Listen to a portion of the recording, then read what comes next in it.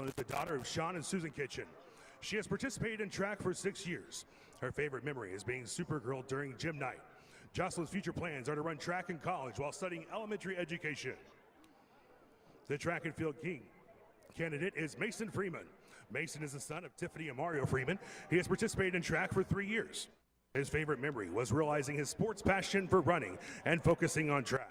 His future plans are to attend the University of Oklahoma. The golf queen candidate is Josie Clevenger.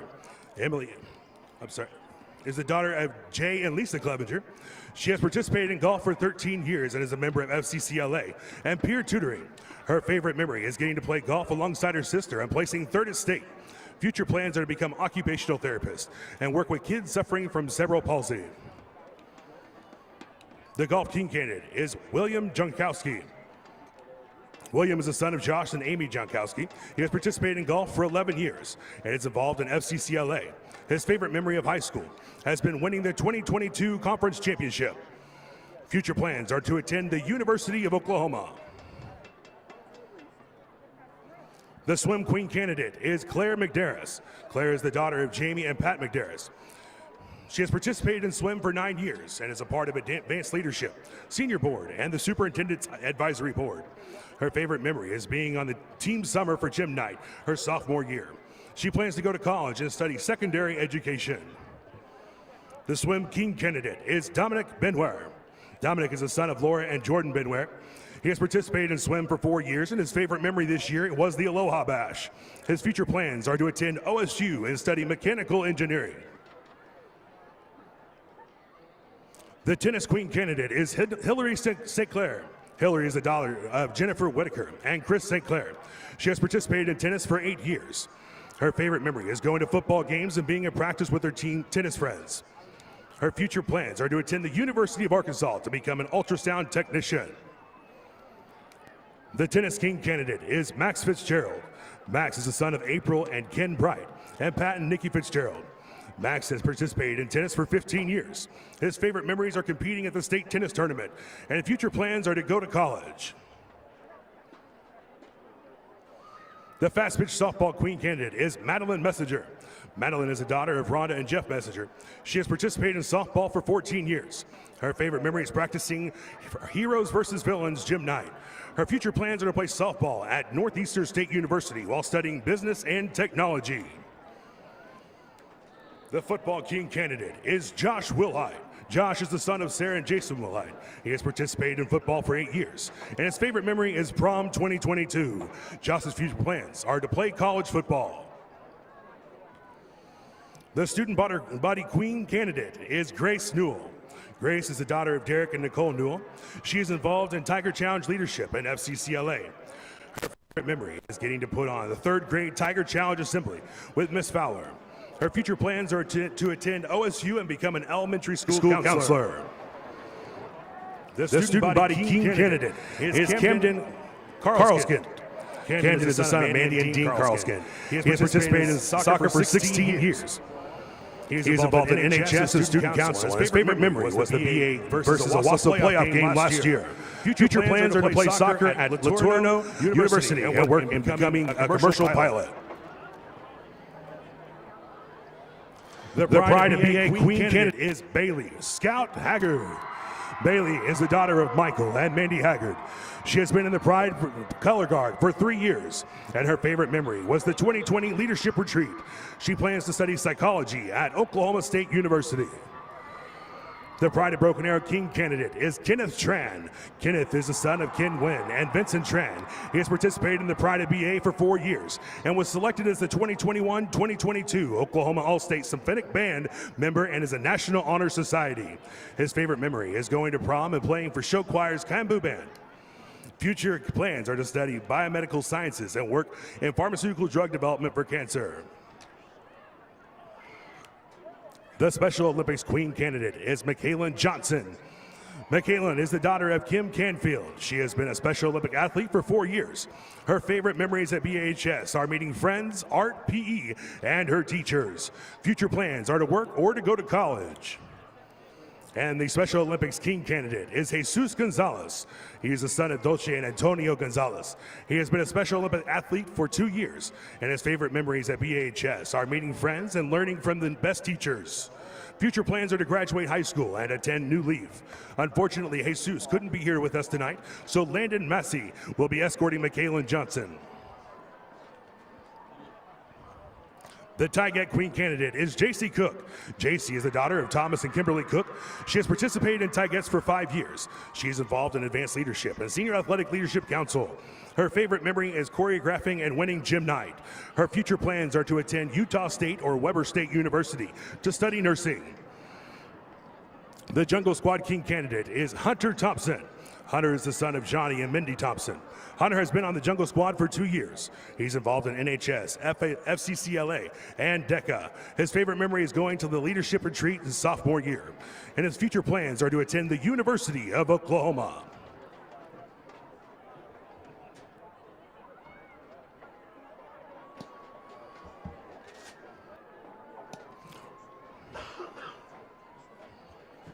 Ladies and gentlemen, your 2022 Homecoming King and Queen are Striker Moon and JC Cook.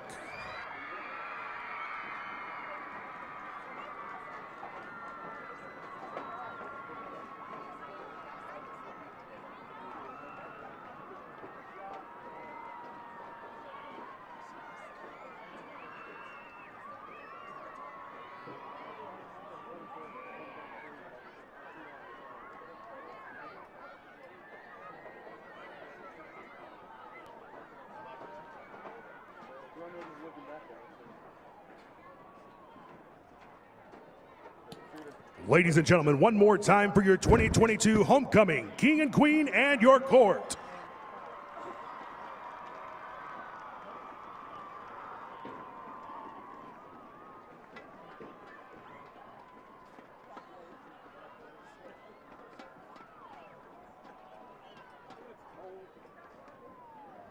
Thank you. We have a tractor over here. So yeah, we got all cabs.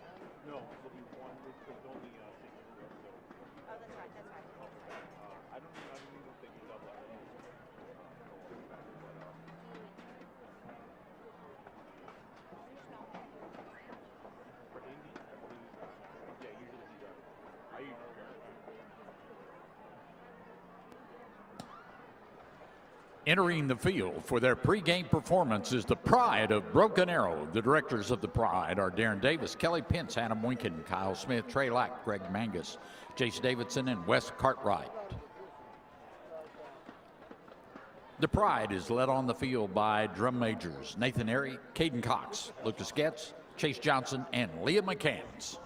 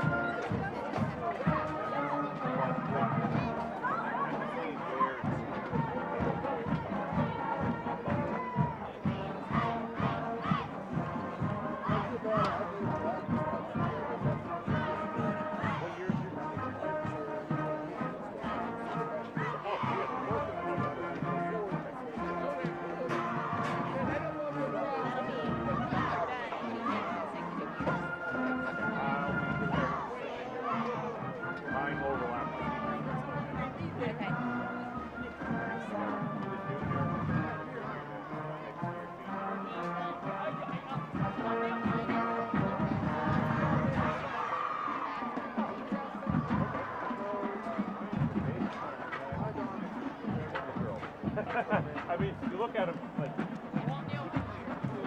got the hair all done the same way. He dropped it down for freshman year.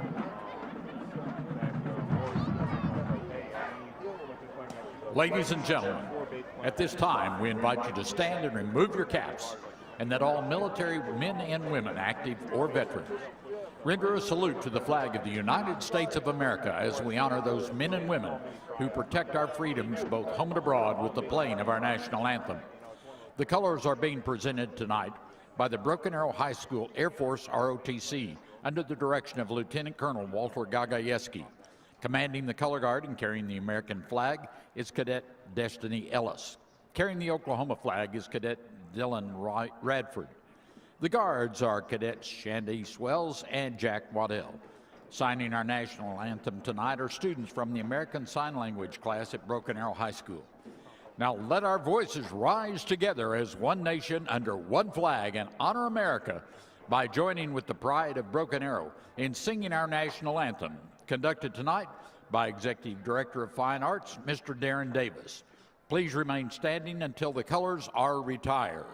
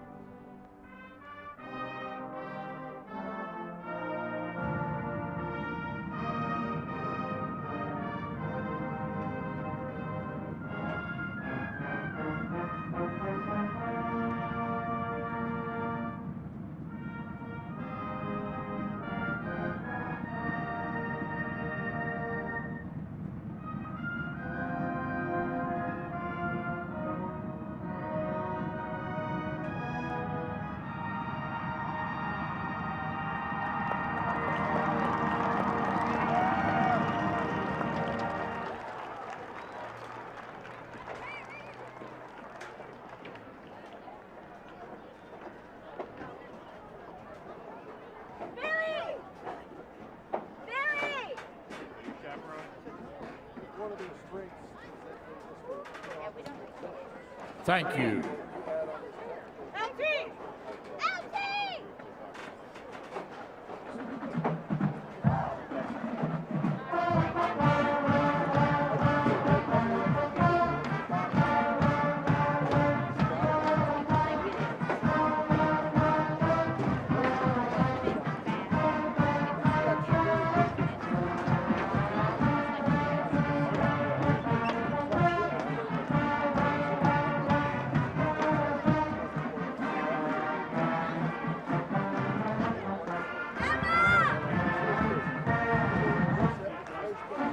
The Pride is supported by Superintendent of Schools, Mr. Chuck Perry, and Principal of Broken Arrow High School, Ms. Crystal Barber. Ladies and gentlemen, the incomparable Pride of Broken Arrow.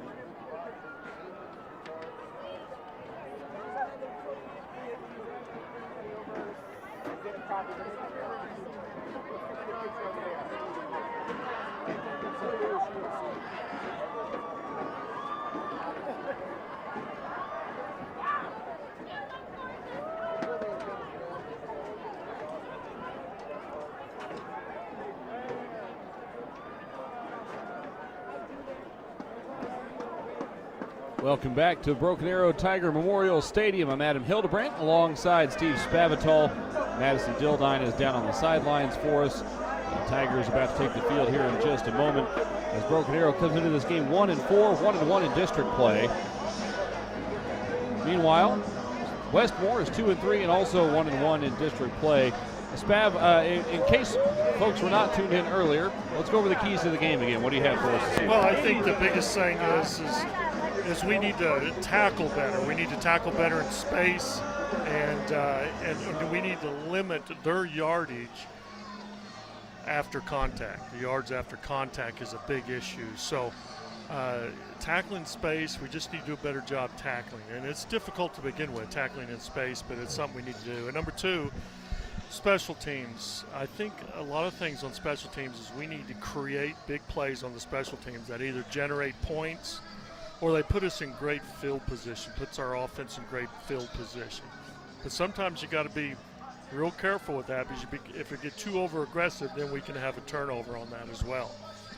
And then thirdly is we definitely have to limit all the big plays that we've had in the past. We just cannot afford to have that. We got to play with better leverage. We need to contain the football. This is a team that's going to go on the edge with us. They're going to play the perimeter game. We have to contain it. We need to do a better job and not give up big plays, whether it's a long pass or if it's third down conversions, your long conversions. There's a lot of situations that we have to eliminate the big plays. And if we could do those three, we're going to be really sound tonight. And the captains head out to the field, or to the center of the field, where that person you see standing there in pink is Madison Dildine. She'll have some audio for us as we have the coin toss coming your way. Let's go down to the side, to the I guess midfield in Madison. Madison.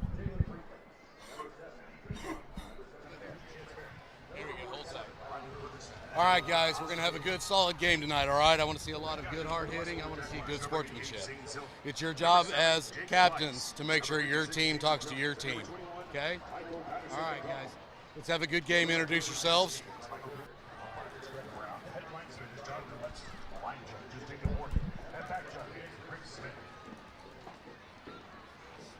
right, you guys are the visitors. You're going to call it in the air, okay? I've got a tails and I've got a heads. This is your tails, this is your heads. Call it? Yeah, I know. Call it. All right. Won the toss. You want to defer, correct? All right. And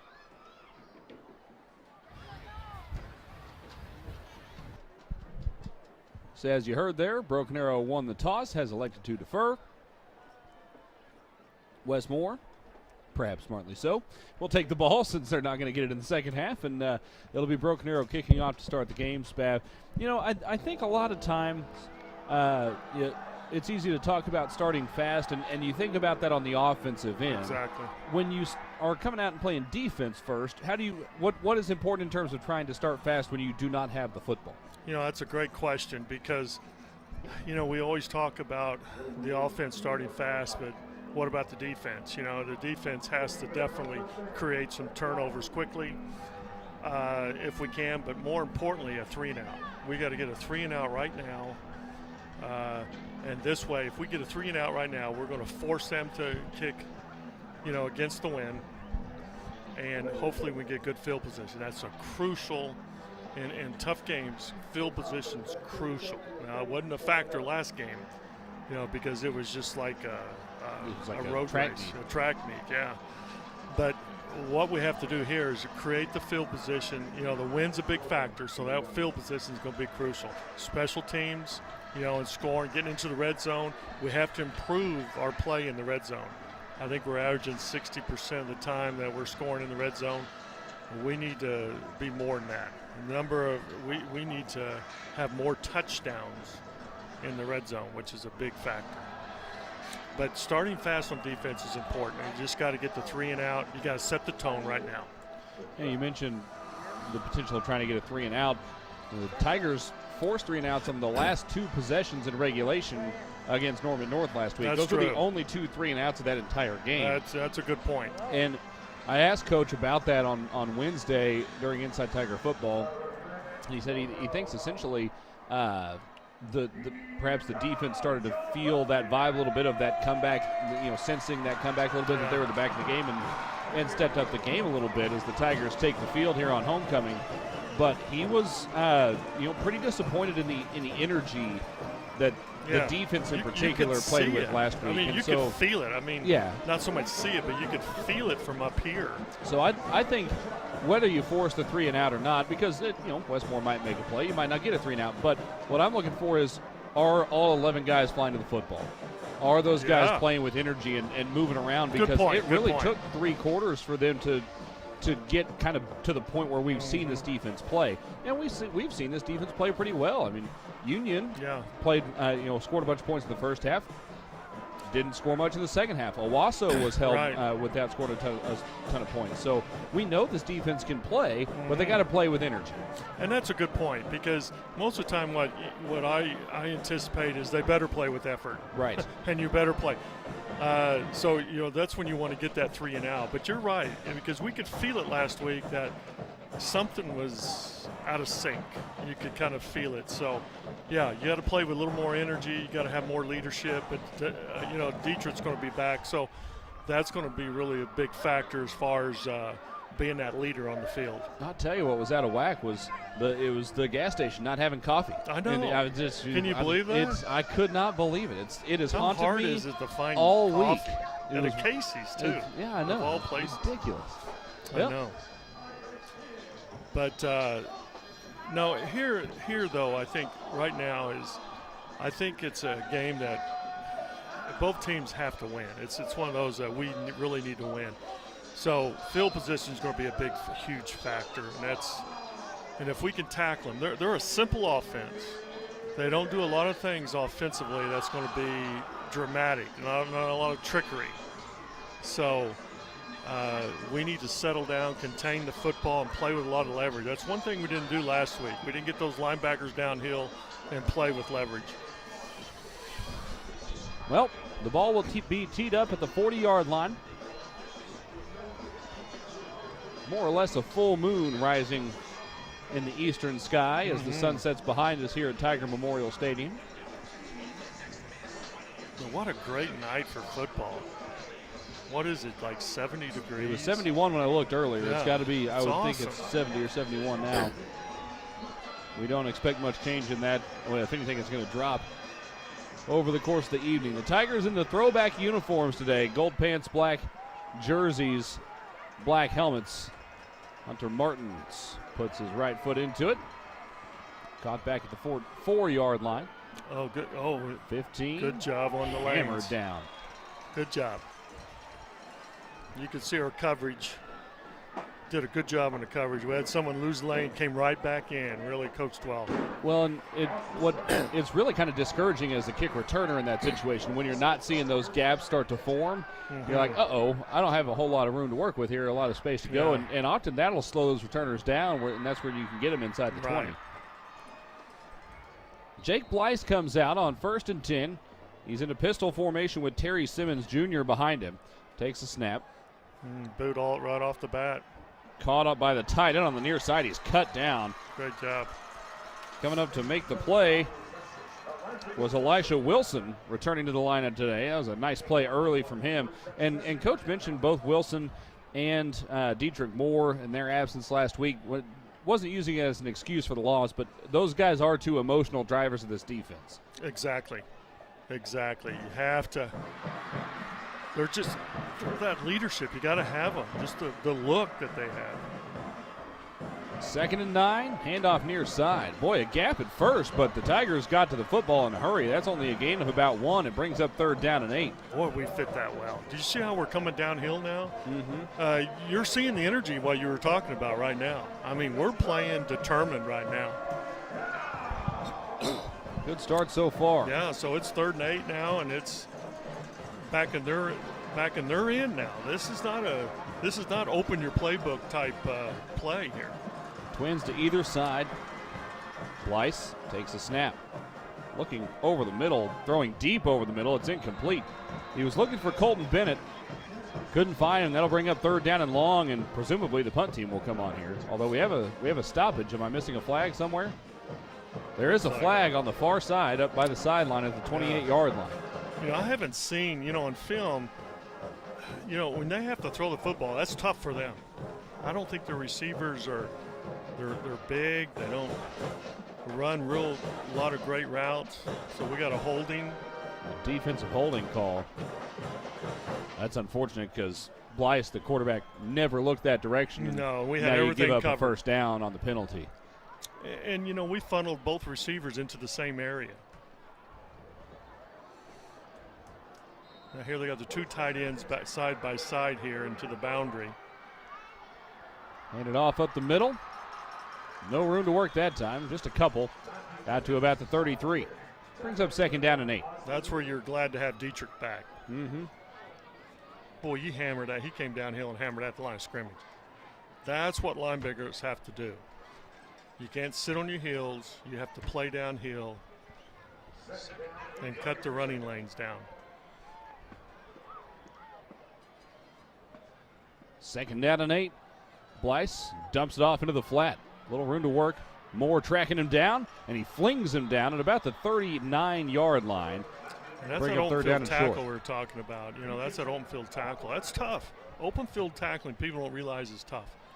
That's the toughest tackle you can make, and that's why it's important.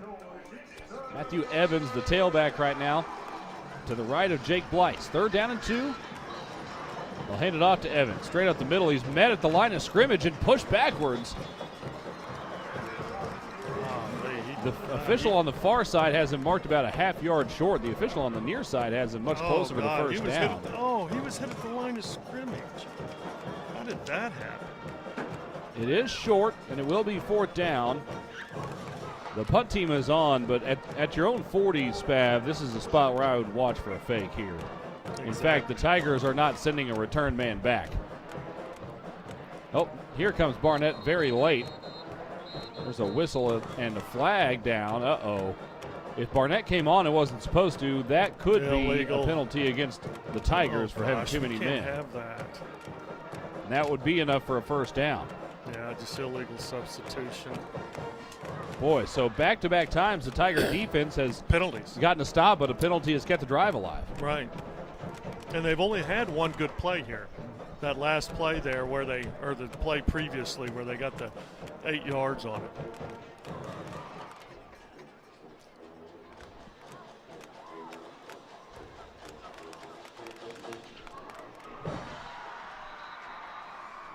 There's some question as to whether or not the Tigers perhaps are trying to call a timeout. Whoa. And now they've been granted said timeout, and the official just waved that flag off. They've already moved the chains, so they'll bring it back. Right now it's actually marked at the 39.5-yard line. It was at the 40.5 if I remember correctly. It was? They don't. They just know it was a half-yard short because I think that was on the other side of the 40. Wasn't it at the 40.5 or so? Yes. And they needed to get to the 41. Right now they're marking it a half yard behind, or a full yard behind that. Oh, God. So the Tigers gain a yard. Boy, you don't see that very often where they're able to flip that around. Madison Dildine was kind of giving us the down low, at least from what she could tell on what had happened there. Madison, what did you notice down there?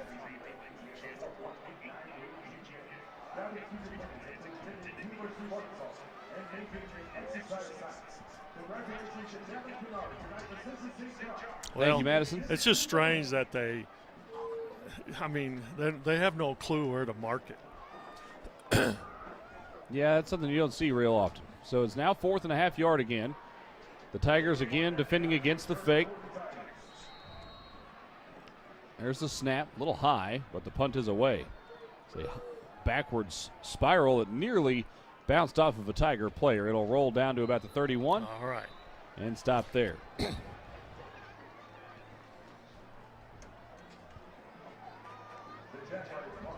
Madison's going to the huddle.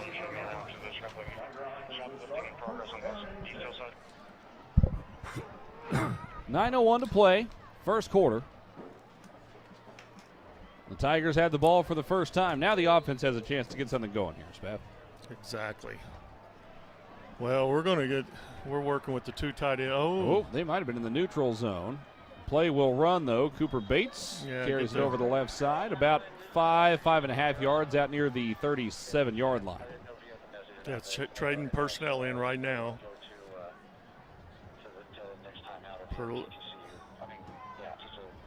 Caden Jones is in now. Bates at a wide receiver. Bates is now a yard shy of 200 on the year. Quick pass near side to Barnett.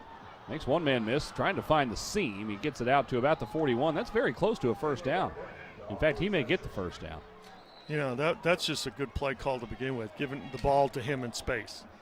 Getting the ball to Barnett in space is the best thing you can do. First him and 10. 10. Jones, those two. Wow. Barnett lined up on the right side. Oh, bad snap. Now Bates able to scoop it up. Thought he might try to throw that away there for a moment. He scampers out of bounds instead, back at the 36-yard line or so.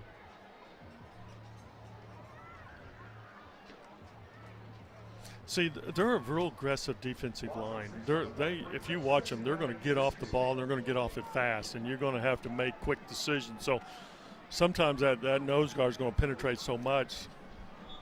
That's good. Now get it right back. Excellent call. Getting the old freeze count. Well, and they almost jumped on the first play of the drive, so you catch them there. That may be something that we see become a little bit of a I think theme. so, and I think Josh sees that too. Absolutely, because they're so aggressive. You can see that. Second down and 11. Under pressure immediately and dragged down for the sack was Owen Jones, who was into the game for the first time. And see, this is what I was telling you about. They're just kamikaze on the defensive line. But it has its downfalls as well. Because a lot of times they take a path of least resistance. They're going to lose containment. They're going to open up large holes, like on draws and things. So I've got huddle if you want it. This could be a draw here on third down and very long. And a timeout called from the far sideline. All right, let's take a short break here. 7:37 to play here in the first quarter. Broken Arrow tied 0-0 with Westmoore. We'll take a break. This is Broken Arrow Tiger football on Arrowvision.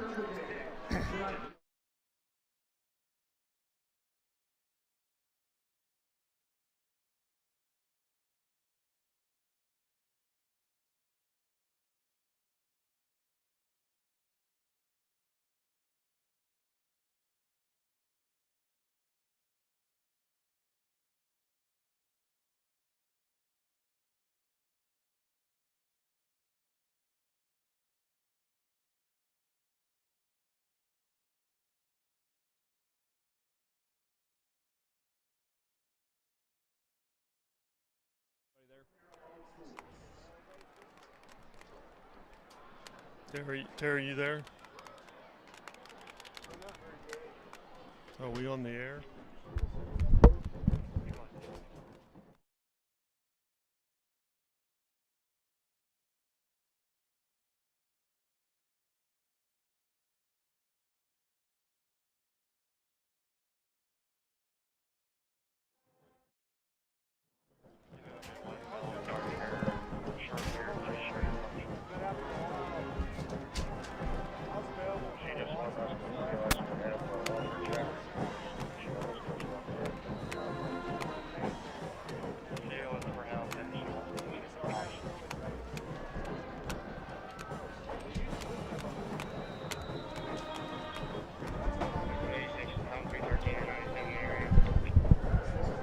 The Tigers come up short on third and long, and it'll be fourth down as we return to action here. And Spav, not what the Tigers were looking for out of their first drive. No, a lot of pressure. I tell you what, they're going to have to control that defensive line, and I think it's not so much passing line. We're going to have to run the football with them. We're going to have to run the ball with them. You could see the quarterback run game. We had 5-6 yards on the first snap. We're going to have to run it to keep them under control.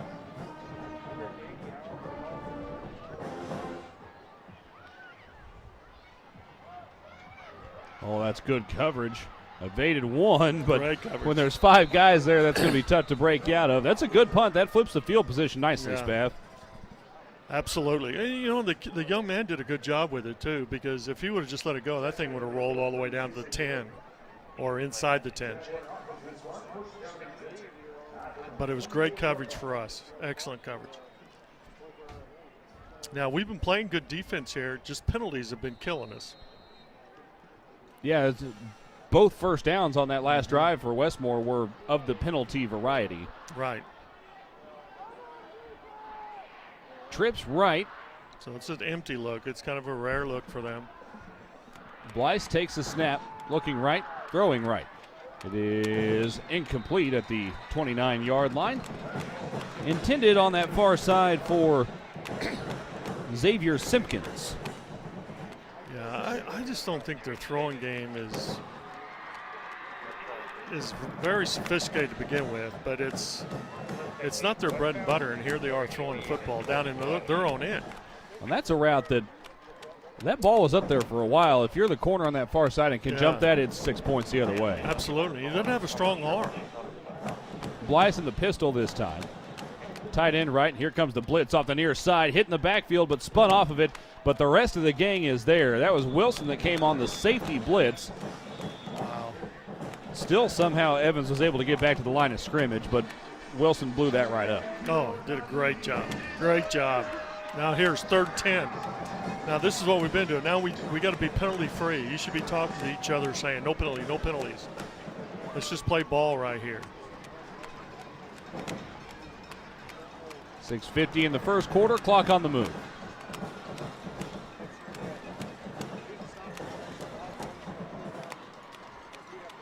Here's the snap. Oh, good twist. Rolling Nice right. twist. Nice twist to the field. Had the man there, but it was a little overthrown, likely due to that pressure. Yes. But when you say nice twist, walk us through that a little bit. What Well, did you see? what we did is we had our backside tackle. He twisted underneath, and he's the one that sliced up on the quarterback. He was the backside defensive tackle. Did a great job. And then having big old number 88 out there on the edge, it's kind of hard to throw the football on that dude. Now Barnett back near midfield. Left-footed punt is away. It's a pretty good kick.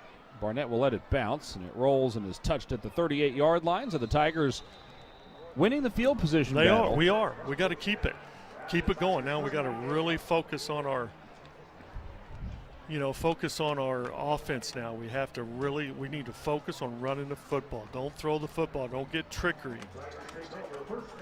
You know, Spav, we're seeing the punt teams really make the big difference right now, Absolutely. because in terms of yards gained, Westmore's winning that battle right now, but the Tigers are winning the field position battle because of the kicking game. Right. Now here we go. Oh, See? there's Jones up the middle on, looked like maybe a little delayed handoff there. He gets 8 yards out to the 47. And this is what's going to happen, because I'm telling you, their defensive line is so super aggressive. Watch them. See, they're aggressive right now. Handoff left side. Jones breaks a tackle. There's a flag down. Jones in a foot race at the 25-yard line. Doesn't have the angle. He'll get shoved out around the 11, but that flag is right at the point of attack. That may be coming back. Yeah, gosh, that's holding. He threw it quick. Yeah, so and the umpire was right in the middle. He We'll just have to- spiked it right yeah. down. It's like, yeah, that's unfortunately probably a hold. I didn't see it. Don't have any reason to argue against it. Yeah, so. it's just where it was thrown and how it was thrown. It's just even though we didn't see it, it was there. Penalties, Spav, for the first few weeks were really a strength of this team. They did not Right. commit many. I know. The last couple of weeks and have been more so. Pretty major ones too. Not so much this. That's not what we're talking about. You're going to get holding calls. But that's two, I guess, because one of those penalties on that last drive was waved off. So that's the second penalty of the game here. Handoff left side, no room to work that time. I believe that was Nate Jones on the carry. That's just that D lineman penetrating. They're going to penetrate. So anything that's going to focus on a delay. See, what we did is we inserted Wilhite inside, and so we had to kind of wait for him to clear, and then the backside tackle got us. Third down and long. Under pressure is Jones. He's wrapped up and spun down by the jersey. Yeah. Another sack makes it 4th down and long again, and the Tigers will be forced to punt. We just got to be careful on that, I think. I mean, what we're going to find out is that we're going to have a hard time controlling their D-line. I keep saying that, but we have to be real selective in what we do in the throwing game as well. Need to be a little quicker with it. Run the ball quick and keep them out of the picture. The Tigers so far have net 0 yards. Here's a good punt. Hits at the 32-yard line and takes a Tiger bounce all the way down to the 21. Boy, that was a bold strategy to pick that up, and he's wrapped up at the 21-yard line. That was Michael Patterson McDonald on the return, and that was a questionable choice at that point to pick it up. Yeah. It wasn't going to roll that much further. You mentioned earlier he avoided it rolling down to like the 10. That one maybe was going to roll a couple more yards. Right, exactly. Yeah, they need to train him just to get out of the way on that. See, the way I used to always play it is it's a 10-yard rule. You get 10 yards from the ball when it bounces. And then if you can't play it on the second bounce, then don't play it at all. Well, 1st and 10 Westmoore in a scoreless game with 4:42 to play here in the first quarter. That's a nifty little sidestep there, and spinning forward for a solid gain is about 5 yards, but a flag on the play as well on the far sideline. Broken Arrow lined up in the neutral zone. They're talking to the Westmoore coaches.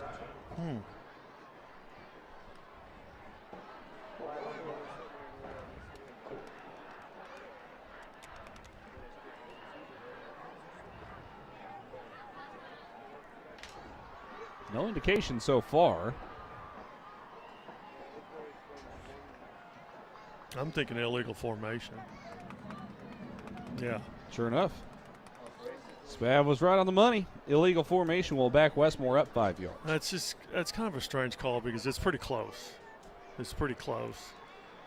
You know, I kind of saw what they were looking at, but it was just, are you going to call it? Was it a receiver alignment? Yes. 1st and 15.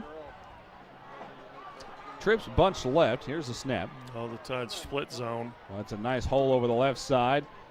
Carrying defenders forward was Matthew Evans, and he's brought down after a gain of about 13, all the way out to the 30-yard line. Yeah. They're kind of doing some things a little bit different than I've seen on film. So stretch. 2nd and 3. Turning the corner on the far side. Oh, good play. Was Colton Bennett. He's hit near the first down marker, but I believe he got it. I tell you, we're pursuing the ball very well right now. It's been much better, certainly. Absolutely.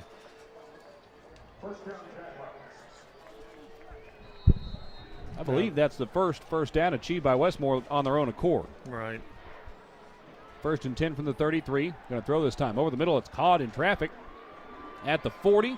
Suplex down at the 43. That's very near a first down. You know, and they're kind of tempoing here a little bit, which is interesting. And they can tempo pretty easy because they don't jump in and out of the personnel groups. It's the same personnel group. And they don't do a ton of different formations either. Deep ball at the right side. He's behind the defense, and it is overthrown out of bounds. There's a man behind Jalen Franklin, but Franklin able to close the gap. Brings up 2nd down and 10. Interesting time for a deep shot there, Spav. They've been moving the ball pretty well on the ground, but you're right, it was there. I know, but it's like, I don't think you're quite there for the, I guess, 40, 45-yard line, you can make that play. 2nd and 10 from the 43. Handoff straight up the middle. Swarmed near the line of scrimmage. Just a gain of about 1 out to the 44. Yeah, just good penetration. Good penetration. Matthew Evans, Spav, is listed as the backup, but he has had all 6 rushes so far for Westmoore. I know. But I tell you what, Newell is having a game right now. Austin Newell is just playing lights out right now. I'm quite impressed. He's playing physical. He's playing downhill. 3rd down and 9. Quick pass left side. It is too high. Incomplete. He saw the pressure coming, so he wanted to get rid of that fast. And again, Spav, They make him throw to the wide side of the field, hash all the way to the sideline. That's just in a straight line. If it were on the line of scrimmage, that's a 42 or 3 yard throw. No doubt. So and that's he doesn't about a have the 50 yard arm to throw. do that. I don't think he has the arm to do that. But plus, we're playing tight coverage from the field, so why throw to the field? Like you said, he can get an easy pick. 4th and 10, the punt team is on. Barnett back at the Tiger 26. Left-footed punt is away. Bounces and trickles out of bounds around the 33-yard line. And the Tigers will have it there 1st and 10 with 3 minutes to play before the end of the first quarter. Good. Now, I like these games right here where now you're playing field position, defense is playing. A little unlike last week. Tigers' average starting field position is their own 34-yard line. It's good. Very good. For Westmoore, it's their own 22. Well, we need to capitalize, too, because we're with the win right now. 1st and 10. Oh, Hand there off we right go. side. That's Harris lowering his shoulder. That's There about we 6 go. yards out to the 40-yard line. Give him 7, actually, bringing up 2nd and 3. Right side of the offensive line there did a nice job moving the line of scrimmage. Absolutely. That's our bread and butter. We haven't seen it in a long time. People have been shutting it down. We can't let people shut that play down. 2nd down and 3. Harris takes the handoff nice again. Nice job. Space up the middle. That should be enough for a 1st down. Clear out to the 46. Boy, he blew the whistle a little quick, didn't he? First 2 touches of the game for Harris. He was able Nice. to move the chains. Well, instead of inserting a tight end, we inserted a lineman that time. It's just, I like the creativity. Now here we go, here we go, here we go. Stretch play to Harris. Tripped up. Give him about 3 over that left edge. He did a good job, especially when we didn't block the perimeter. You know, when the Tigers have handed it off, they've run the ball well. It's when they drop back to pass where they've lost rushing yardage. Correct, because of their aggressiveness on the D-line. And see, running the stretch, you're running away from them. You know, they're going to penetrate north and south and not vertically. Bootleg to the near side. Owen Jones hit as he throws just out in front of Zach Siebert, the intended target on the near side. Nice job getting something behind that throw considering he was getting hit. Yes. A little bit off target, though. Just didn't give him time to set up and throw. I mean, he was there, just didn't give him time. Thought they were maybe going to run counter there. It was Wilhite that was on the short drag into the flat. Right. And then it turned out it was a bootleg. 1:42 to play in the first. We're scoreless. It's 3rd down and 7 here for Broken Arrow from their own 47. Here's the snap. Dump pass left side, caught by Harris. He's immediately swarmed, but he ditches 2 defenders. He's eventually knocked out, though, for a gain of 1, maybe 2 yards. He made the first couple guys miss, though. There's a flag, a late flag there. A little late hit activity, perhaps? I don't know. It just seems like it's behind the picture. Maybe something on them. Officials are talking things over on the far sideline. Right behind A.D. Rummins, who's probably getting a full understanding of the conversation.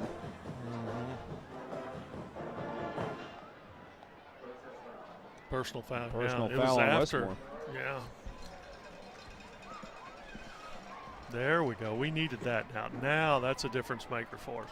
A lot of first downs by penalty in the first quarter, Spav. There has been. That's technically, officially, that's only 2 because one of them got and it's revoked. Funny. You were talking about just earlier how effective we have been of not getting very many penalties. First down and 10 for Broken Arrow in Westmoore territory for the first time. Oh, reverse. Westmoore ran on a defender late. The reverse, though, is stopped. Barnett is swarmed in the backfield for a big loss. Wow. That was a good play, though. I mean, that was a good timing to run that reverse, but they just made an outstanding defensive play. Sometimes when I sit there and say we had a good play, it was a good call. But defense can sniff them out. Just because the defense sniffed them out doesn't mean it wasn't a good play. Spav, I wonder if that defender running on late there actually allowed that other guy to get through because he ran to the line of scrimmage. That's going to change the blocking scheme. Handoff right side. There we go. Nate Jones tumbling forward down to about the 35. That's a gain of 10, and it brings up third down and 9. A late flag from the deep official there. Owen Jones is pointing towards Westmoore. Oh, it's a face mask. Face mask. Another personal foul against Westmoore. That's 30 yards worth of penalties in the last 2 plays. Cooper Bates in at quarterback. Owen Jones to the sideline. Nate Jones to the sideline. This is Caden Jones into his tailback. Oh, no. He'll line up as a receiver on the right side. Empty set. Yeah. You don't see a lot of empty sets for Cooper Bates. It says there's draw written all over it. Yeah, you Quarterback can see draw. that. Straight up the middle. It's a good for about 7 yards, maybe 7.5. Brings up second and short. That's impressive when you get Will Height inserting in there.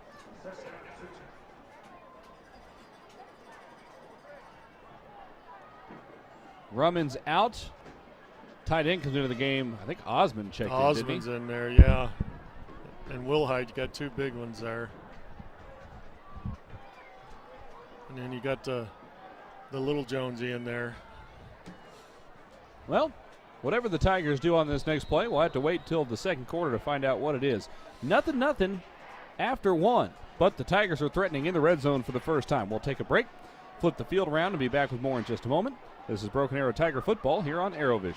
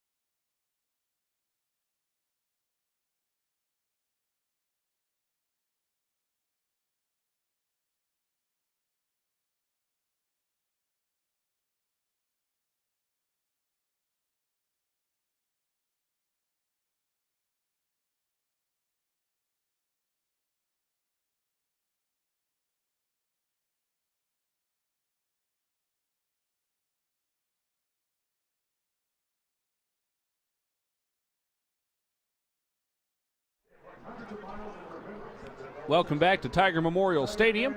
We're scoreless after a quarter, but Broken Arrow threatening with second and short on the Westmoore 12. I'm Adam Hildebrandt alongside Steve Spavital. Folds of honor honorees here at the first quarter break. Madison Dildine is down on the sidelines for us. Madison, you were able to jump into a huddle a little bit earlier. To walk us back to that. I was able to talk with Britt Mon, our defensive coordinator, as well as Bo Faro. They just were stressing that, these Westmoore guys know that they came to get hit, and they're going to get ready for that. He said, just keep working. We're playing faster than them. Keep playing our game. Shut it down, guys. Madison, you also caught the exchange, I think, with that timeout earlier on that penalty on 4th down. After this play, I'm going to have you explain that a little bit. 2nd down and 2 from the 12-yard line. Handoff left side. That's Jones trying the corner. He turns the corner, and he's in. Touchdown, Broken Arrow. Just 7 seconds into the second quarter, the Tigers are on the board. That was a good play. That's that little Jonesy, it's just like his dad. Lightning quick and can find a hole. Stud. Was that, it looked like pretty much just a straightforward stretch play to the left side. Just a stretch play, absolutely. And see, what we're doing is we're running away from their defensive linemen. PAT unit is on. Swinging gate formation and a whistle and a stoppage.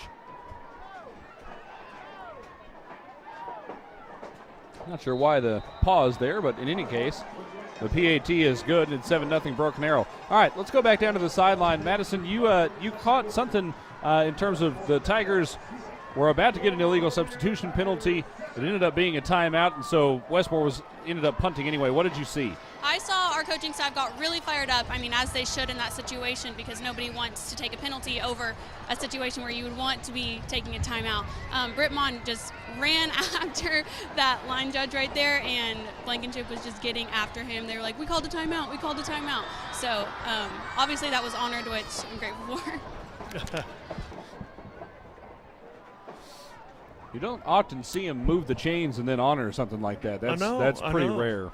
Well, there was just, I think it's the officiating crew that they do not have, their headsets with them. So they're getting one line's judge is sending the chains, and another one's like, they're all on different wavelengths right now.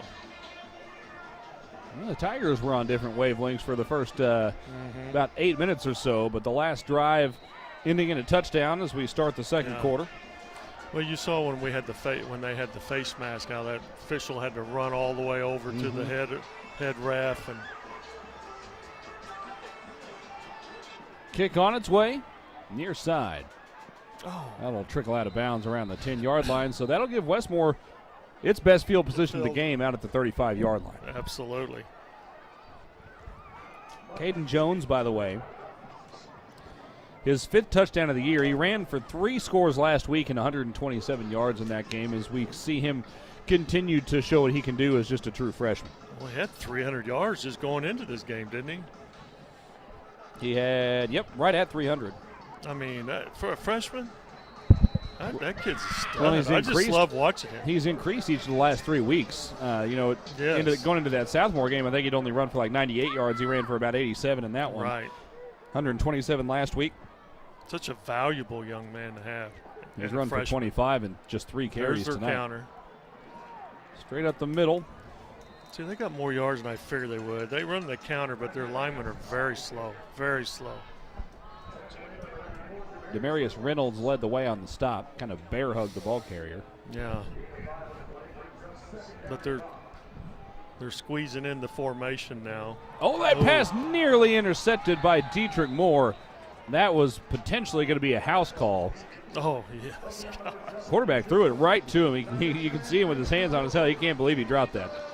Well, he's probably saying he can't believe he threw it as well, because that was crazy. It's like he's hand-picking who he's throwing to. It's not, let's don't read it. I'm throwing to this dude. 2 receivers either way on 3rd and 5. Rolling to his left is Blyce. Launches it over the left side. He's got a man. It's a little bit overthrown and incomplete. Well, he shows right now he can't roll left and throw. It's very difficult for him. And you can kind of tell that by the way, in theory, when you're rolling away from your strong arm, ideally you're able to turn your upper body enough to get your shoulder square while you're still running. And he had to stop and basically pivot his entire body and then just launch it. Because he's not squaring his shoulders and working upfield. Snap is high and slow. The Tigers may get to a punt at some point tonight. There's a good punt, though. Hits just outside the 20. Picked up by Barnett, looking for space. Back to the 10, picks up a block. Now the 15. Makes one man miss, gets out to about the 18, and he's brought down there. Good job.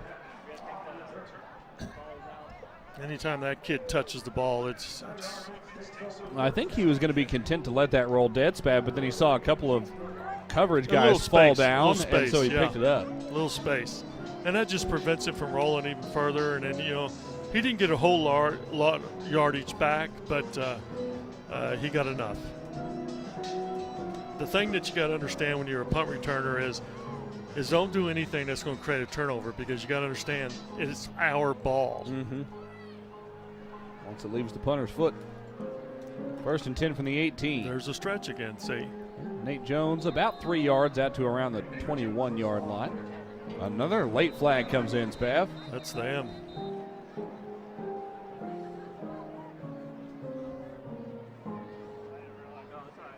Those are not church bells you hear in the background. That's the sound of the Pride of Broken Arrow warming up for its halftime performance. Yeah. Another personal foul. See, that's their 3rd one. Yeah. I mean, this one of them here was it is, a face 7-0. This is an important game, and they're a very undisciplined group right now. Extremely undisciplined. One of them was a face mask, but two of them have just been outright unsportsmanlike conduct penalties. Well, yeah.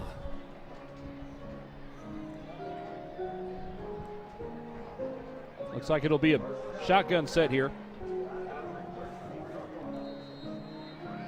Nate Jones to the left.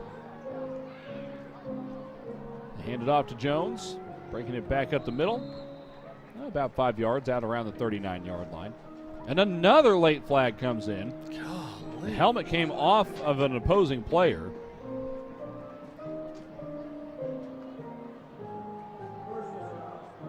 That one's against the Tigers. I wonder what that one was. I think he just grabbed his helmet and pulled it off or something. That could be. I don't know. At the very least, I would think it had to have been illegal hands to the face or Yeah. something, but that wasn't the call. It was just personal foul. Well, they had their Yeah, that- D-line out. Now they That got could have them been in. unrelated because, in theory, if it comes off because of a penalty, you get to stay on, right? Right. So that may have just been unrelated. Left side, Cooper Bates finds a hole across the 30-yard line, dragging defenders forward. Clear out to the 40. Look at this. To the 45. He continues to push the pile, and that's a first down all the way out to the 49. That's a 20-yard.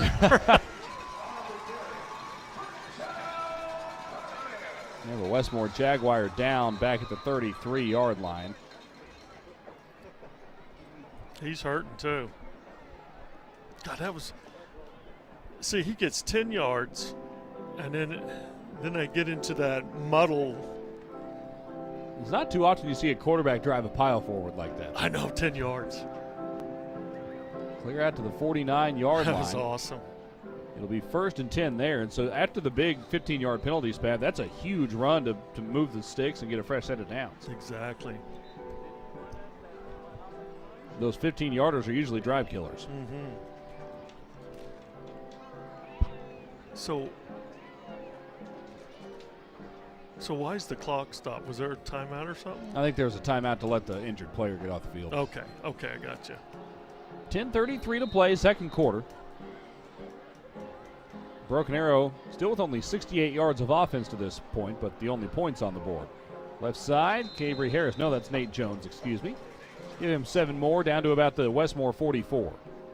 That's a great play for us. Running the old split zone there and having Will Height kick out. Just here it goes again. Just a couple yards that time. He just got tripped up, but it's there. Nate Jones averaging about 4 yards a carry. Caden Jones, Cooper Bates, both up north of 8 yards per carry. And the Tigers have really spread the love in terms of rushes in this game. 4 players with at least 3.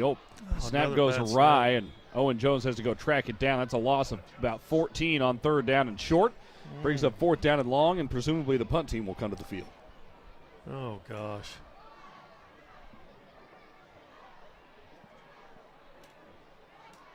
Just little untimely mistakes. Absolutely. None of them have been catastrophic, but they've No. all been very poorly timed.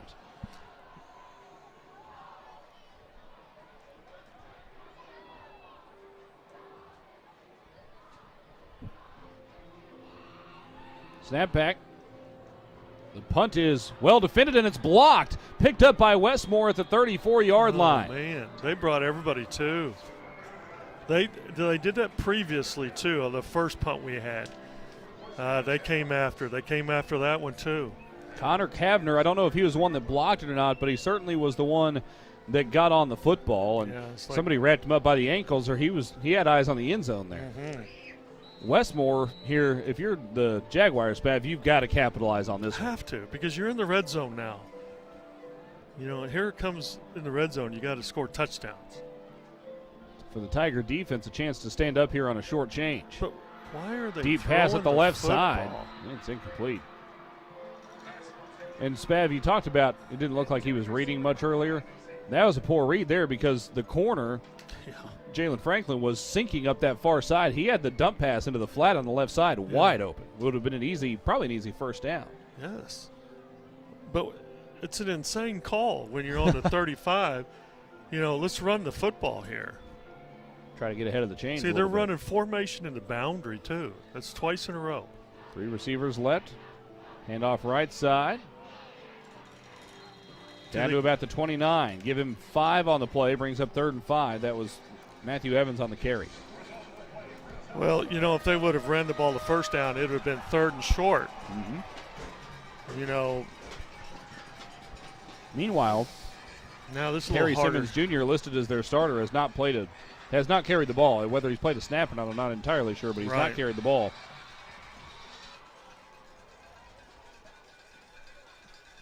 Third and 5. Throw over the left side. He's got a man open, but he missed him. God, their quarterback's terrible. Donovan Hardaway was there in coverage.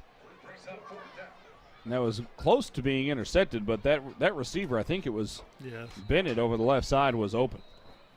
We got some late whistles here. What is going on? The pack judge had to go track down the football. Uh-oh, he's calling the head official over. I don't see a flag down anywhere. Oh, yeah. Uh-oh. They may be going and looking for an administrator here, Spav. Yep.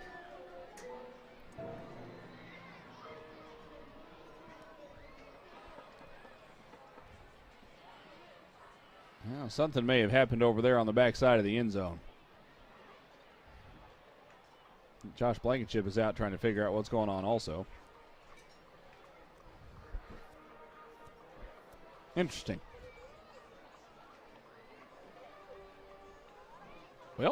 Well, we may never know. Some mysteries are better unsolved, Spav. Yeah. Now, if Madison would just go talk with Coach Melton. Madison, I know you got some investigative reporting training over in Stillwater. We may have to have you put that to good use here. That a girl. Well, it is 4th down and 5. The offense remains on the field. Why not? You're not going to get anything out of a punt here. I don't think they've got enough leg to kick a field goal. Throwing something onto the field. Here's the snap. It's bobbled. Running over to the right side. A pass up the right side is juggled and incomplete at the 12-yard line. Hit the hands of the receiver, Xavier Simpkins. You know, that's the same guy that I saw in the Jinx game drop 2 touchdowns. Same. Ooh. Number 5. And that was a close game. Number 5. I mean, that was the best ball I think we've seen from Blyce this evening. Exactly. It hit him right in the hands. It I should have know. moved the chains for the first down. Instead. But they get into a running zone, and they throw the football. Mm-hmm. Okay, that's to our benefit. Thank you. In fact, they threw it 3 out of the 4 times, right? First and 10, Tigers. Not a lot of room. Trying the left side. Yeah, looked like a little trap. Looked like they're trying to run a little trap in there. Trap zone. That was Cabry Harris. Check that. Caden Jones. Yeah, that's Caden. About 2 yards out to the 31. That kid, you need to give him the ball in space, though. Barnett's one-on-one on the far side. I know, man. Run a slant route with him. Slant route, or this is not the formation for it, but the way they're defending this has tunnel screen written all over it. Pass near side. Matthews spins off a defender across the 40-yard line. That's a first down. Now, Matthews, he's been a really all-purpose type receiver for us. He's done a great job for us as well. I believe that's the first time he's been targeted today. Makes the catch for 11 yards and a first down. First and 10 from the 42. There we go. There's the corner. Snuck inside a defender there, and Caden Jones drug down out of bounds. Another gain of about 10 yards down to the Westmoore 48. That should be very close to a first down as well. Yeah, they're number 38. He overran the play. We came right underneath him. I'm sorry I got to sit there and say numbers because we don't have rosters. I think they chose that would have been Mark Fleeks. Okay. That is my belief, at least. First and 10 from the 47. Jones trying to bounce it back, but he's swallowed up. Oh, now trying to spin off the tackler. Eventually ridden down rodeo style. That was Jaden Williams in to make the stop that time. One thing about our running backs, you better tackle them. Better put them down because they're going to keep driving. That's all of them. Brings up second down and 11. And it's not, I mean, Jones, hyper quick. He's not just a huge back, though. No, he's just he's like his daddy, 15 years strong. old. Yeah, so. Strong. Uh-oh. There's Draw. a play wrestled down in the backfield. They came through and got the draw. And Spav, you talked some early in the game about this defensive line. They're just aggressive. They're just overly aggressive. That time they happened to run right into the draw. Right. And a draw should be a pretty good play when you're overly aggressive like that. But we've been countering it pretty well, but then we're giving up a big play because of the aggressiveness. Third down and long. Dumped over the right side looking for Barnett. Nothing there. Or rather, it was behind him and incomplete. Yeah. It was there, but the throw was a little off the mark. Owen Jones has thrown the ball really well this year, Spad, but he's been frustrated tonight. He's just now 1 for 4 for 11 yards. Yeah, I think that pressure, the rush, the pressure from the D-line, when they have those certain D-linemen in the game, they really penetrate well. Spad, here's a stat that needs to improve. The Tigers' average third down distance to gain is 12.5 yards. Oh, gosh. That's a good punt. Fair caught on the 16-yard line. Cooper Bates absolutely got everything into that one. Yes.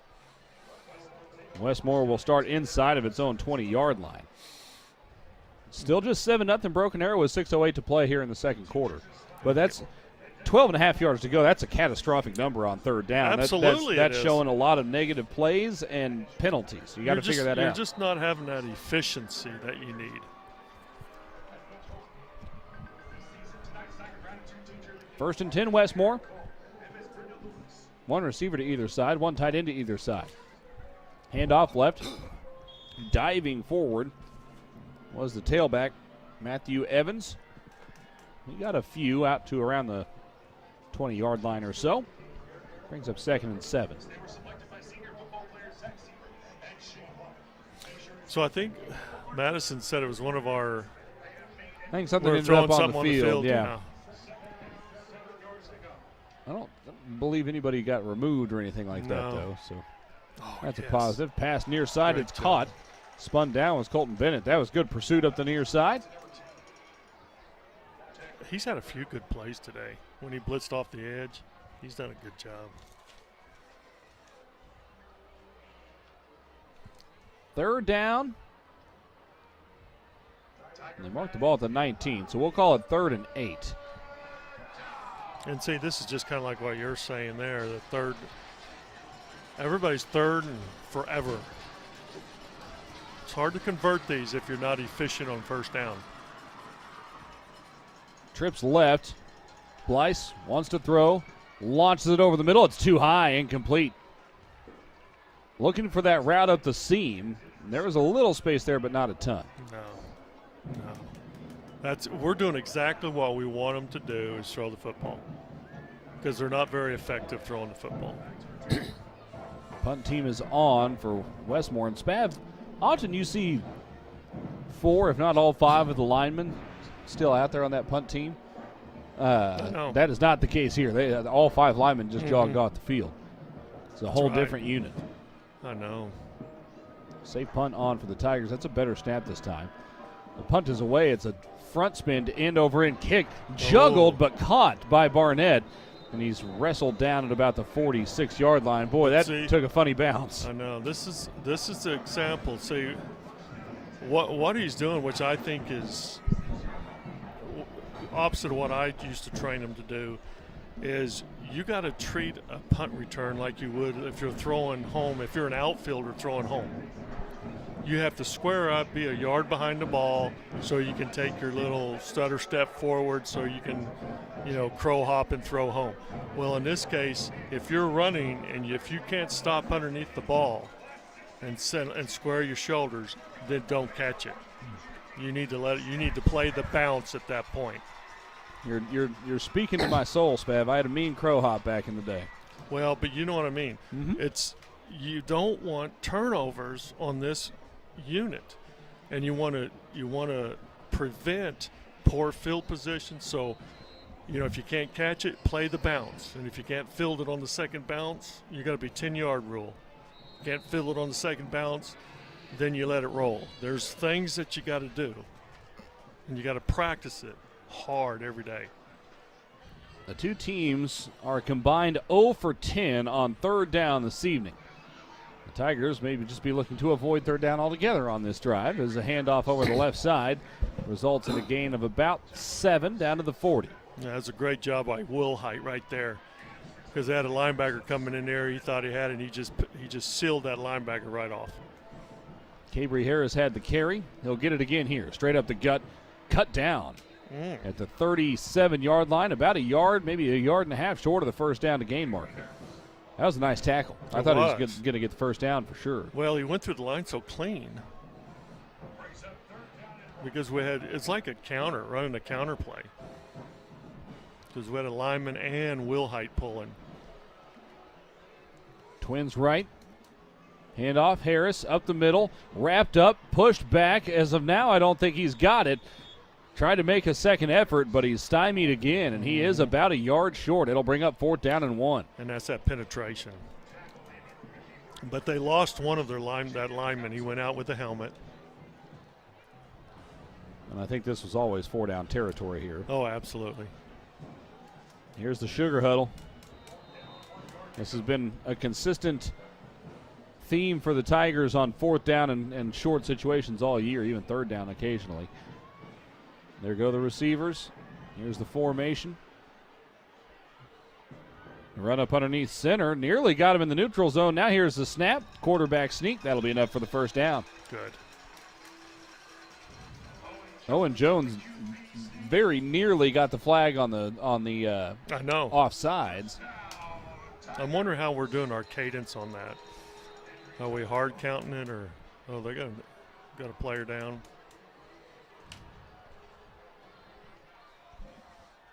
There's a Jaguar down, and there's There's 2 of them. There's a Broken Arrow player One down. of ours. Boy, there's 3 guys down. They tangled up or something? No, 2 of them are. Boy, there's a whole mess of people out there to attend to all these players. Now, the Broken Arrow player He's on his stomach. is on his stomach and looking up and looking around. I'm wondering if one of the players is on him. That's why. Number 9. Yeah, there's a lot going on Yeah, here. there's number 9. He's on top of our guy. Andy's on top of the legs of the other Jaguar. There is some serious entanglement going on there. It looks like the Broken Arrow player and possibly number 90 for Westmoore are both okay, but I can't see what they're trying to untangle down there. Yeah. I don't know. It must be that other kid.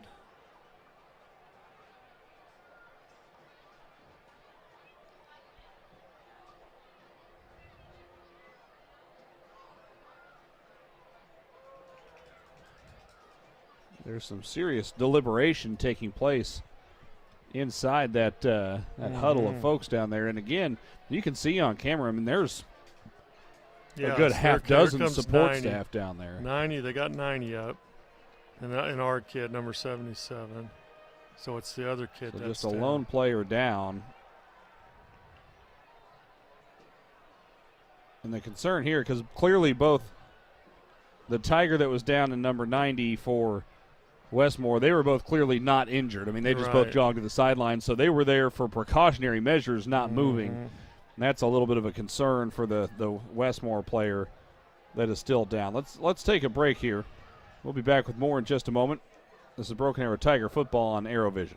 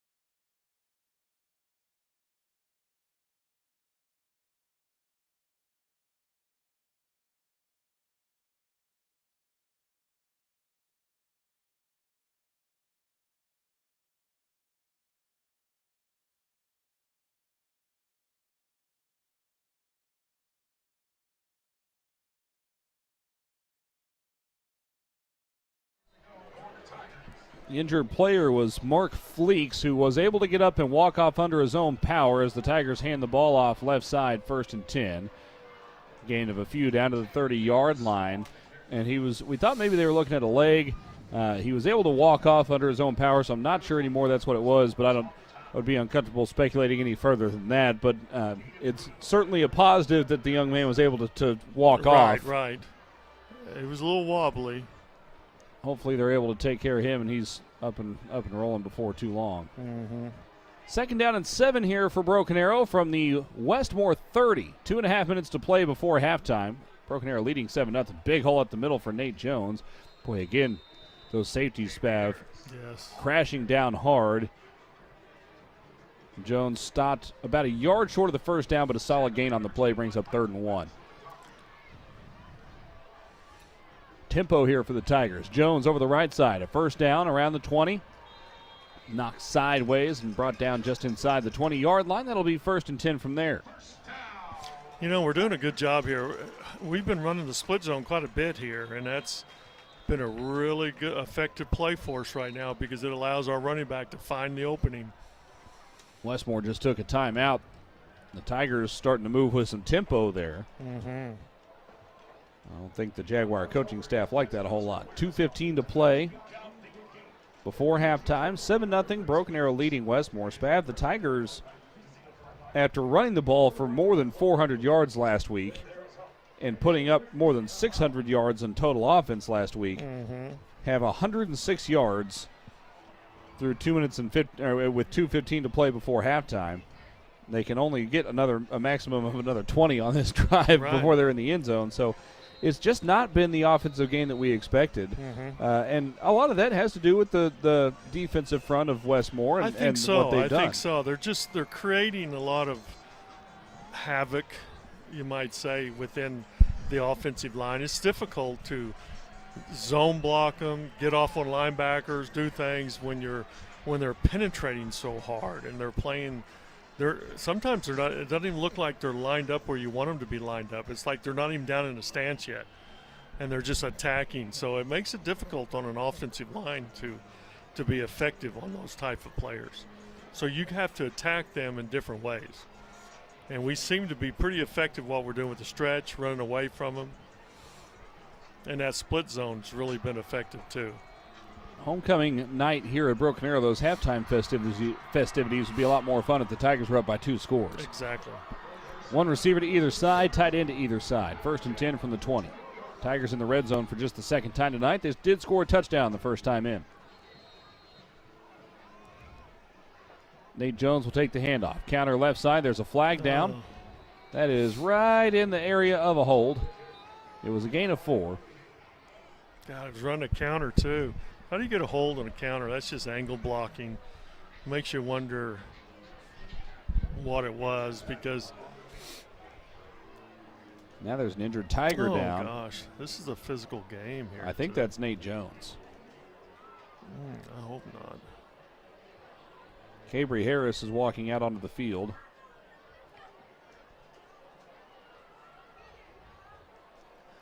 Jones laying on his back but moving around. Jones joined us on Inside Tiger Football last week. He said Marshawn Lynch was his favorite NFL player growing up, favorite running back that he liked to watch. I saw something on my timeline, Spav, the other day as Jones was up and walking off under his own power. That's good to see.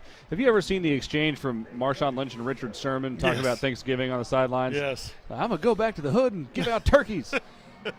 Trying to feed my community. Love it. Yeah. Those guys were a couple of interesting cats on a fun football team. Oh, gosh, yeah. You know, if you can make professional football fun, that's good. That's awesome. I'm sure Skittles saw their stock drop after Marshawn left the NFL. Yes. That's for sure. First and forever. There's that tunnel screen. Look out. Bennett across Barnett, that is, hurdles a man inside the 15, and he's got a first down inside the 10. I love that kid. I love that kid. Golly, is he good. Caleb Barnett is listed at 5'7". He may have just hurdled 5'7". Oh, I know. He got up on that. Is there a flag or something? We have a stoppage. And yes, there is a very late flag after some discussion. Oh, are they going to get illegal man downfield, say that was caught past the line of scrimmage? No. Personal foul on Broken Arrow. Microphone's not on, so we won't get any more details than that. Boy, that's a bummer of a personal foul. Oh, my gosh.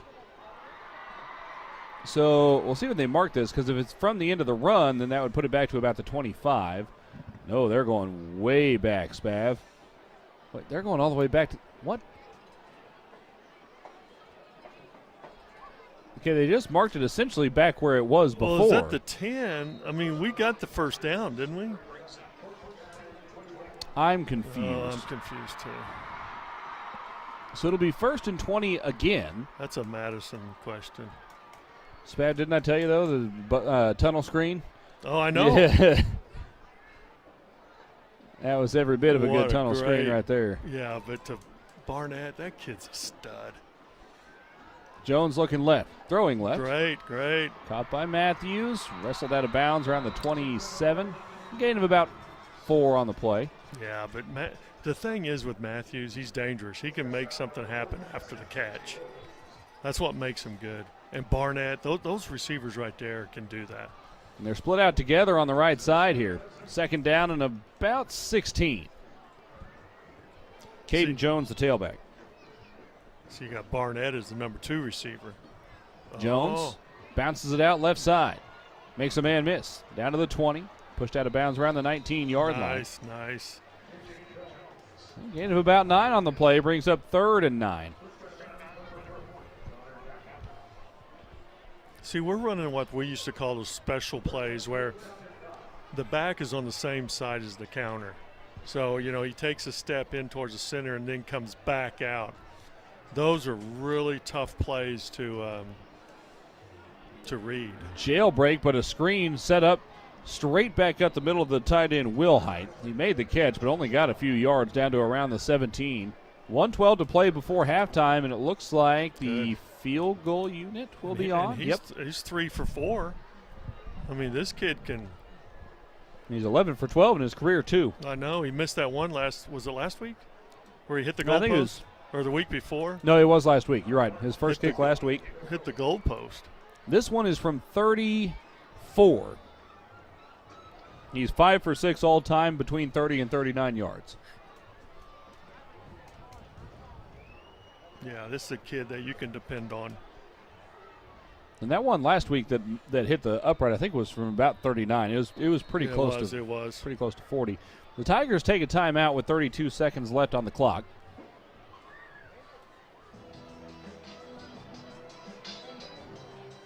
Fourth down and 7. I wouldn't expect necessarily to see any trickery here, Spav. I think you take the 3 and make it a 2-possession game going into halftime. Absolutely. You just don't want to take that chance. If something happens and if you fake it and it works, then, hey, that's great. But if it didn't, you just lose 3 points. Westmoore has blocked a punt today. Mm-hmm. They've recovered a couple onside kicks. Have you seen anything from them in the field goal blocking category? They haven't. They have not? Okay. Haven't seen it. I wonder, clearly they've got some things figured out in terms of trying to get to the football on special teams. Well, they're not afraid to go after it. They're just super aggressive. And we're not going to find a defensive line that's this aggressive, in the rest of the season. They're just very aggressive. It's a little opposite to linebackers. Like some of the schools we're faced, like Union, for example, the linebackers are very aggressive. Their D-line controls the line of scrimmage. The linebackers are aggressive. They come to the line of scrimmage very quickly. And in this case, the D-line's very aggressive, but the linebackers are a little on their heels. Which is why you see once somebody gets through the line cleaning, they're getting 5-6 yards. Right, and they can get a big play, or you can get a big play. From 34 yards this time for Martins. Tigers might have gotten away with a false start. That is a low kick, but it just sneaks over the upright. That's awesome. Martins is walking off like, well, it went in. Well, it counts. It counts. 10-0 Tigers after the field goal from Hunter Martins. Now 12 of 13 in his young career. That's great. I don't know if the hold was goofy or if he just kicked it wrong or what, but that was a kind of a sideways spiral. Absolutely. But, like we said, those things count. 10-0 Broken Arrow, 28 seconds to play before halftime.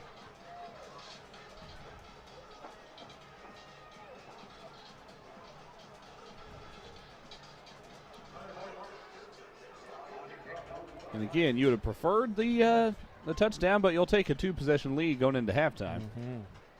Remember, the Tigers get the ball to start the second half also. I know. So you have a chance to go on a little bit of a run here. It was scoreless after the first quarter. 10 points here in the second from the Tigers, who are still only 5 for 8 through the air. Martins puts his right foot into it. That's a high short kick. That's going to bounce it freely. It's scooped up at the 20-yard line. Now breaking a tackle to the 30 and forward to about the 34 on the kick return. That was Simpkins on the return that time, and he was not too far from breaking that for a big, big return. Right. All that But started with position. a ball bouncing. See if they can do anything with it. Westmoore only has 26 seconds on the first half clock. But no telling what they'll do. They've been playing super aggressive, so let's see what they do. Jake Blythe is only 5. He's only 5 of 15 through the air for 19 yards. Mm-hmm. They've only gained 49 yards, had the Jaguars. Yeah, they're going to go into halftime. Victory formation on the field. There's the knee. That'll end the first half of play. Mm-hmm. Presumably. I guess in theory they still could run another play.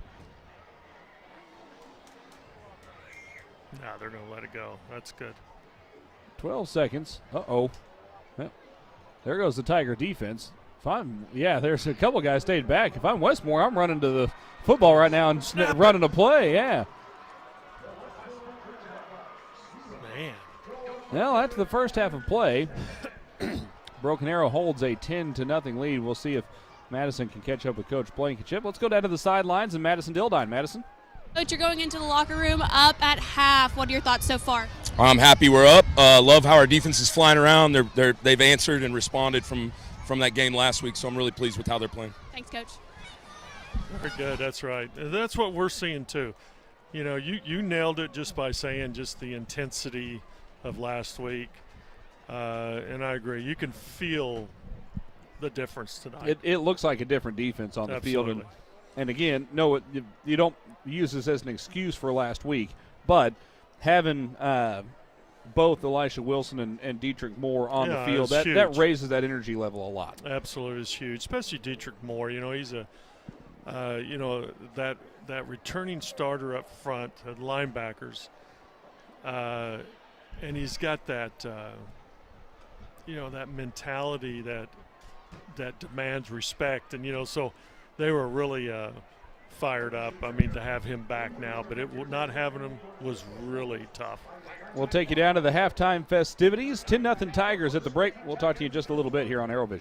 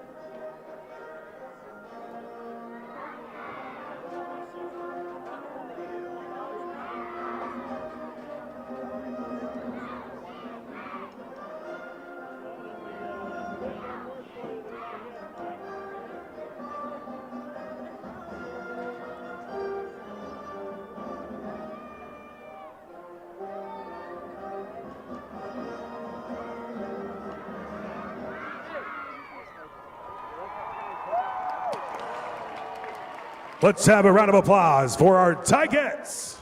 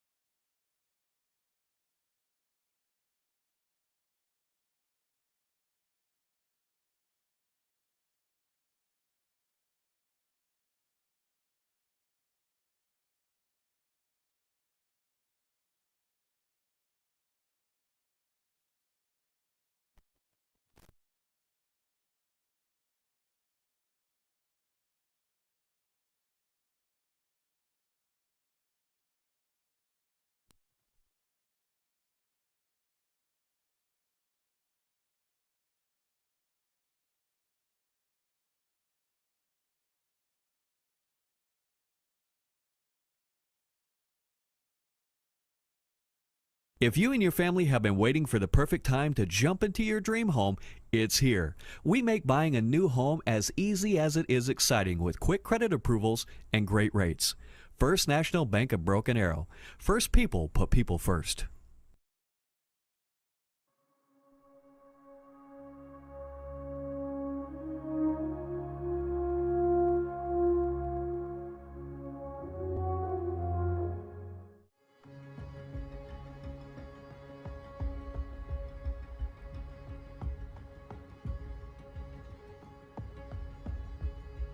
Broken Arrow Public Schools is proud to partner with Folds of Honor and Quick Trip to salute our hometown heroes. Recently, we honored retired U.S. Major Virgil Domino during the Folds of Honor Patriot Bowl versus Owasso on September 9th. Virgil is a World War II veteran who flew 18,000 hours as a pilot in command and flew a B-47 carrying the most significant nuclear weapon of its time during the Cuban Missile Crisis. Domino served 22 years in uniform and turned 100 years old on August 31st. To say he's an American hero is an understatement. Domino is the classic American patriot. He has been a member and in good standing at Broken Arrow's American Legion Post 110 continuously for the past 20 years.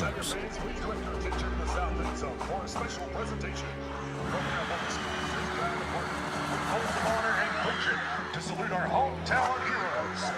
Retired U.S. Air Force Major Virgil Domino is a World War II veteran.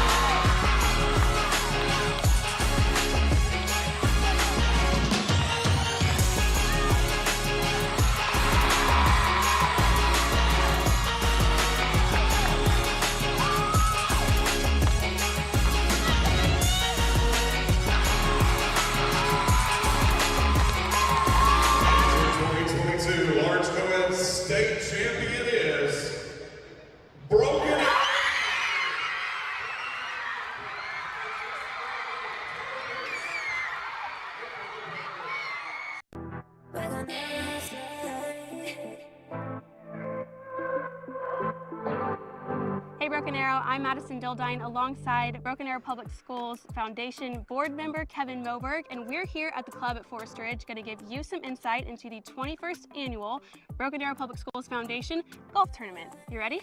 Absolutely. Let's do it. Kevin, when is the 21st annual golf tournament? It'll be Monday, November 7th. Where will it be held? It'll be held out here at the club at Forest Ridge. What time do people tee off at? So shotgun start will be at 8:30, and then we'll have registration an hour before, starting at 7:30 in the morning. Are there sponsorship opportunities available? Yes, we actually have multiple opportunities available, ranging between $5,000 to $100. can Tiger fans register as an unsponsored team or even individually? Yes, you can. There are 2 opportunities there. $600 could cover a foursome, or you can sign up individually for $150. I'm now joined alongside President of the Foundation, Frankie Catlett. Frankie, how does this tournament impact the foundation as well as Broken Arrow Public Schools? Well, it's our longest running fundraiser that we've had here at Broken Arrow Public Schools Foundation, and we're so proud to be able to do the 21st year of it.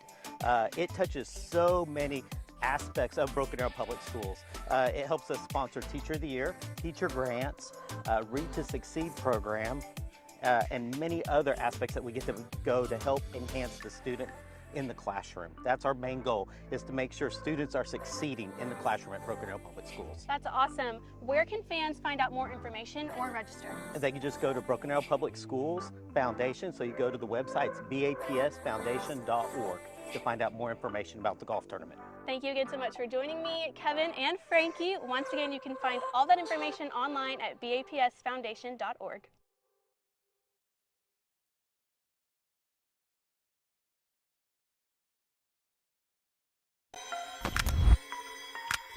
Hey Tiger football fans, I'm Madison Dildine and we're here at Tiger Memorial Stadium about to go 100 yards with offensive lineman Jamison Mejia. You ready? Yes, ma'am. Let's do it. Jamison, you are 6'5". How do you use your height to your advantage in the trenches? Well, a lot of kids are smaller than me, so they'll try to get leverage on me underneath me, but I don't let that happen. You used to be a tight end, you're now at left tackle. Talk to me about that transition. It was a tough one because they told me I could really shine at tackle, but it was a lot of work to get there. If I had to gain almost 60 pounds. Wow, that's a lot of weight to put on. Who has been the most influential in your football career? I'd definitely say my O-line coach, Coach Pruitt.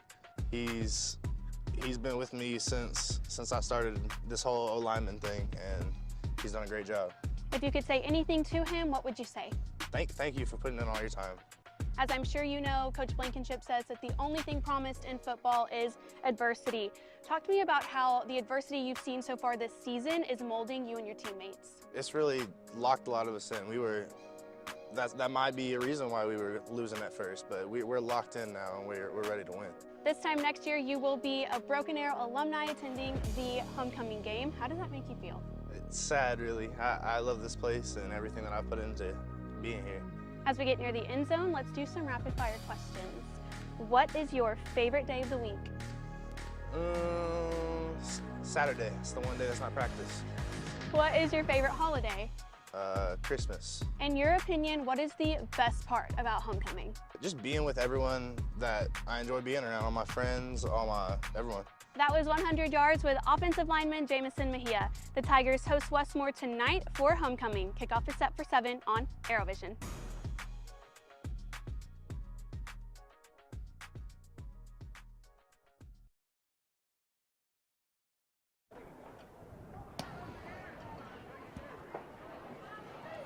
At this time, we would like to recognize the 2022 great graduates.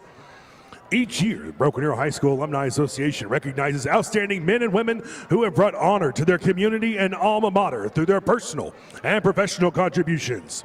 They are being escorted on the field tonight by our Air Force Junior Reserve Officer Training Corps cadets. First, representing the class of 1975 is Bill Cade. A career City of Broken Arrow employee, Bill has served the City of Broken Arrow for 46 years, with the majority of that time in the solid waste and recycling department. He has also served our nation as a National Guardsman who was attached to the 279th Infantry. While working for the city, he recognized the need and created the Christmas for Kids program, which provides children's gifts for families in need.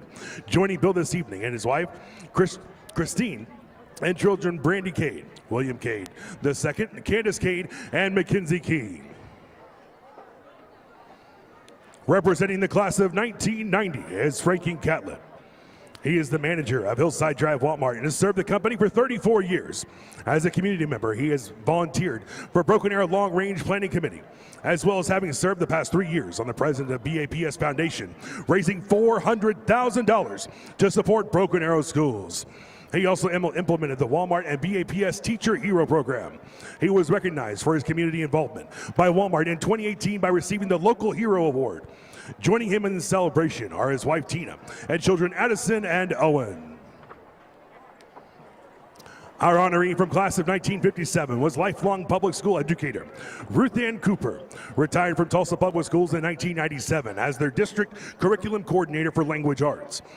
Besides her long career in public education, she is most well known for developing the national curriculum From Holocaust to Hope, as well as serving on the Holocaust Educators Committee. She has been awarded the Yanush Jory Award for Excellence in Holocaust Education in 2001. Representing her this evening are her sons, Scott and Brian Cooper, and their wives, Janice and Julie, as well as grandchildren, Grant and Sydney. Dr. Catherine Gardner Vandy is our great graduate from the class of 2000. She received her undergraduate at Oklahoma University and her PhD in planetary sciences from the University of Arizona.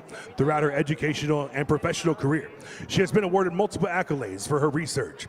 She is a proud citizen of Choctaw Nation and currently serves as the Assistant Professor of Aviation and Space at Oklahoma State University.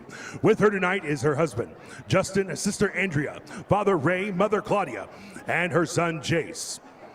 Ladies and gentlemen, please make some noise and congratulate our 2022 Broken Arrow great graduates.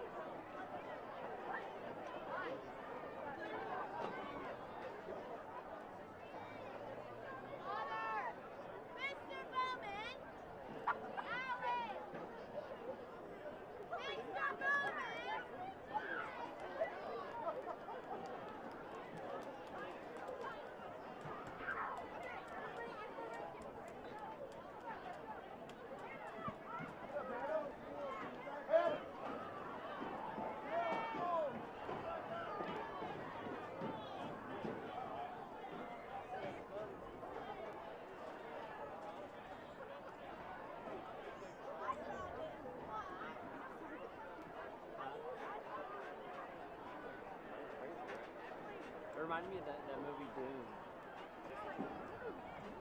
Reminded me of Doom. This kind of battle song.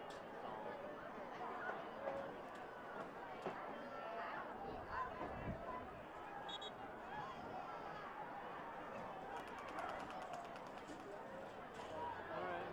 It's all good, let's go.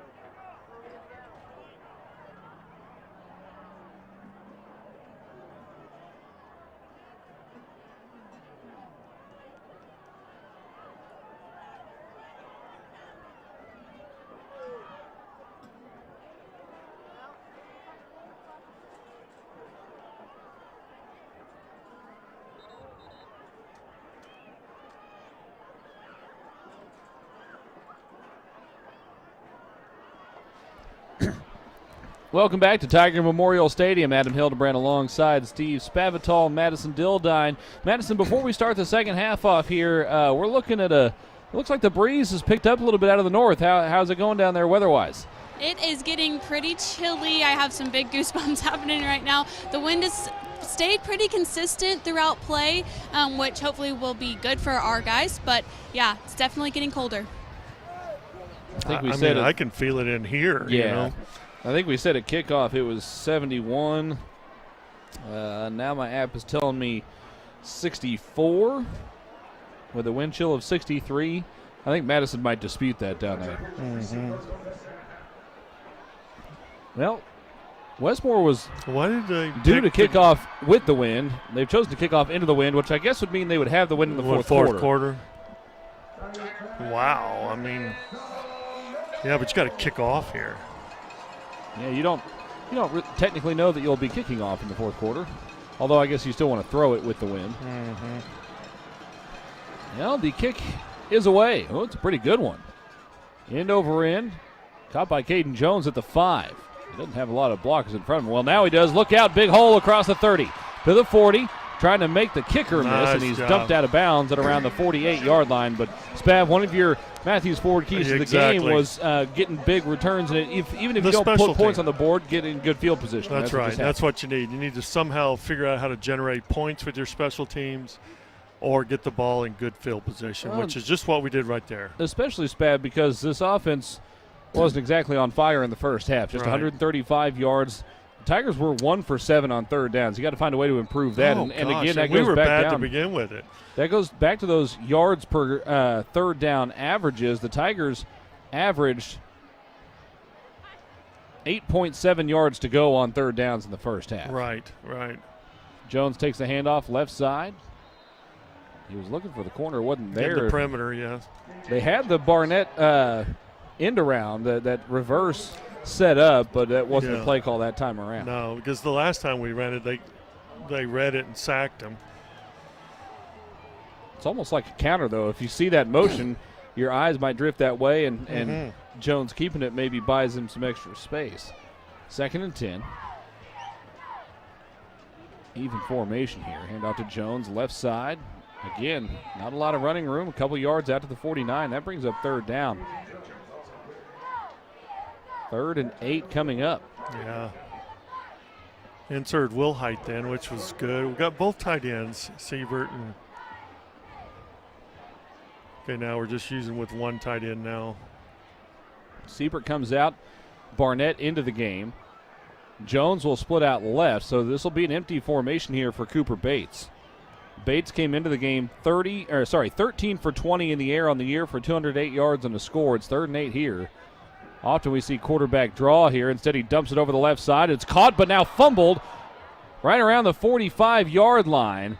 The ball is down at the 44-yard line, and even if the Tigers jump on it, I think they're going to be short of the first down line to gain. The Tigers do have the ball, but it will bring up 4th down and short, and the Tiger offense is staying on the field. That gained us about 2 or 3 yards there from contact, which was good. That was a good play because I thought we were going to, empty. You're going to insert, Will Height and then have the quarterback run game. Big play here. You really would hate to go 4 and out after that nice kick return. Handoff up the middle. That is a first down and more for Nate Jones across the 30-yard line. Drug down around the 28. A very strong run on 4th down and short, and the Tigers are able to convert on 4th down. Oh, it's a great run. The way he just he found that hole and just accelerated through it. Really good. I like the way he can jump side to side and then maneuver. 1st and 10. Jones throwing deep over the left side, looking for Matthews. It is caught in the back of the end zone. Touchdown, Broken Arrow. Good job. That's a way to start this half now. First time we've really seen the Tigers take an effective deep shot in this game, and you're right, that was double covered, but it was put on the money, and then Matthews made a nice adjustment to the ball late. Right, and it makes it tough to double coverage a deep flag route, so. Swinging gate in effect.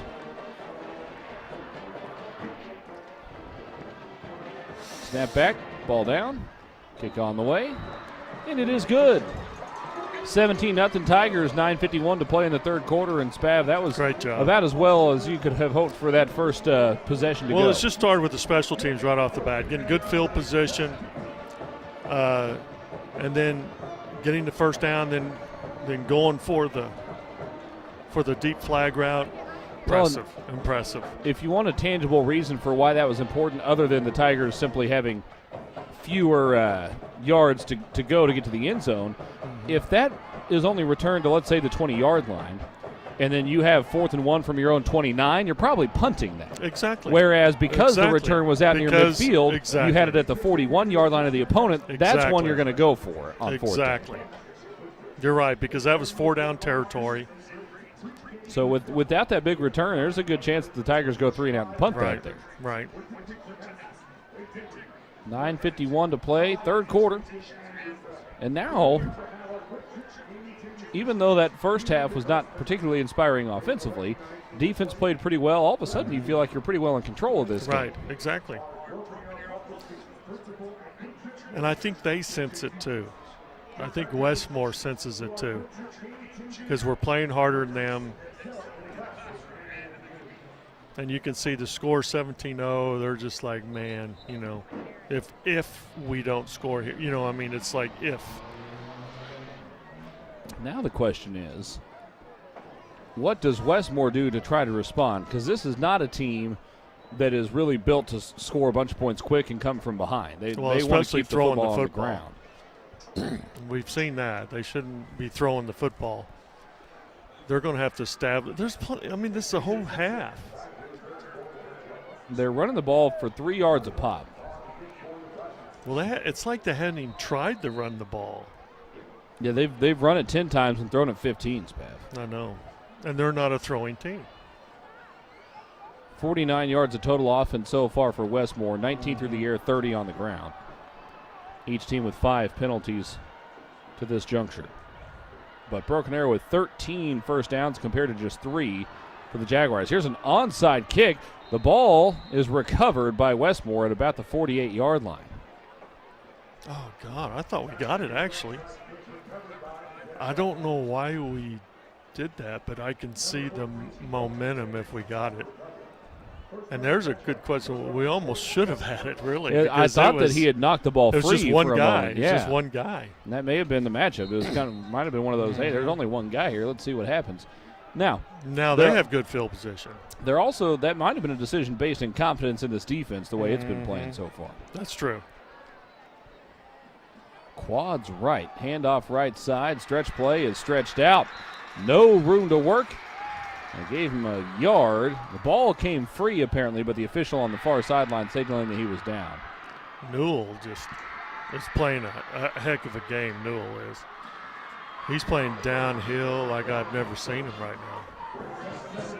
Very impressive. I'm confident that, that aggressiveness, that energy was probably, called to the carpet in the film room over the course of this last week, and we've seen a response. It just seemed like last week we were playing on our heels and not playing aggressive. Handoff left side, swallowed up. No room to work that time. Marked down at the 48. Absolutely no gain on that play. Brings up third down and long here for Westmoore. Now it's to our advantage, because now it's like we were talking about. We got to make them throw the football because they're not very effective throwing the football. So we're going to put them in our element now. See, we can either put pressure on them. Looks like we're going to put pressure. We may peel out. We're peeling out. Got edge. Quick throw left side, nearly intercepted. A lot of contact between those two guys on this near side. Got a flag right there in the backfield. Flag in the backfield. Oh, didn't see that. No, personal foul, roughing the passer. Well, I didn't see that. I'm not saying they didn't do it. I didn't see it. That is at least 2 first downs via penalty in this game, maybe 3. Well, and if it is 2, those both would have been were 3-and-out scenarios that were negated, and the penalty kept the drive alive. I saw the pressure coming off the edge clean. I just looked downfield at the coverage. We had great coverage on the play. We're pressing a little bit on the edges. First and 10 now from the Tiger 38. A little dump pass to the right side. We've seen this play before. The screen is set up. Chopped down was Matthew Evans. Solid gain, though, about 5 yards down to around the 33-yard line.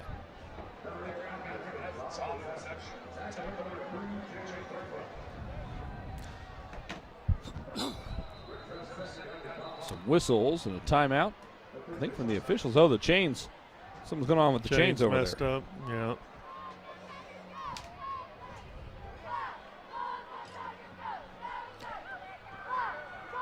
So I think that's Roger Hale. Roger Hale fell down a little while ago.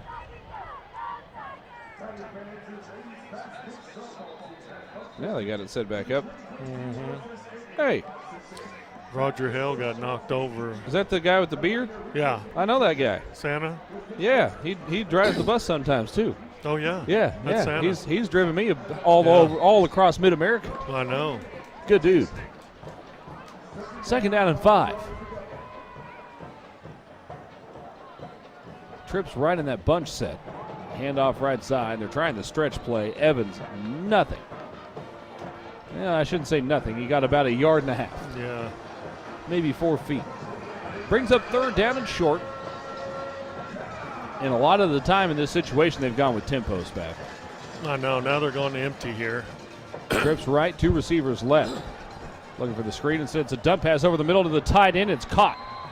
Brought down at the 11-yard line. Zane Zielny on the reception. He caught a pass early, but we haven't seen much from him I know. since. The tempoing. Tempo may be their best weapon at this point. Here's what just happened? There was a whistle. I think they hadn't marked the ball ready for play yet because the official was just starting to wind the clock.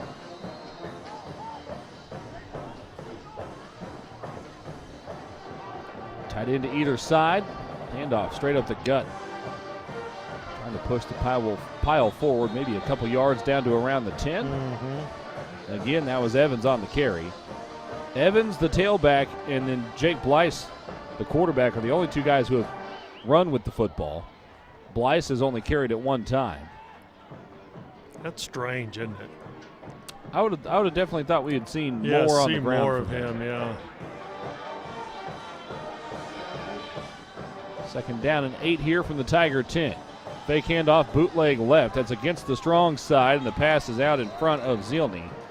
And that's something we talked about earlier. Blyce has a tougher time rolling to his left than he does to his right. And just doesn't get his shoulder square, and in a situation like that, you got to understand the laws of physics, because you're running and so is he's running, so you don't have to lead the receiver. A lot of times you feel like you got to lead him as he's running, but physics says if you're moving and he's moving, you don't have to lead him. Y'all didn't know you were getting a physics lesson tonight when you tuned into some football. I'm a science guy. I'll start calling you Bill Nye. Rolling right this time. Blyce under pressure, hit, brought down at about the 9-yard line. He maybe gained 1 yard on the carry. Whoa, some late extracurricular kind of stuff going on there. Yeah, some more. And a flag comes in. Is that on them? Looks like it's on them, I think.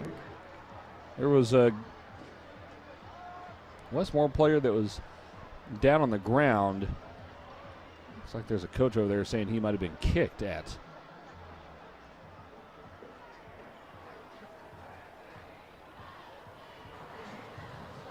We have a dead ball, personal foul on the defense, dead ball, personal foul on the offense. Those penalties offset. We'll replay right here. Hold on. If it's a dead ball, shouldn't it be 4th down? Because the play was over. That's right. Oh, here comes an official in. They may be about to change that to 4th down. Because if the play was over. Well, they got a timeout. We took a timeout. They also marked the ball a yard too far forward. They just signaled timeout Westmoore.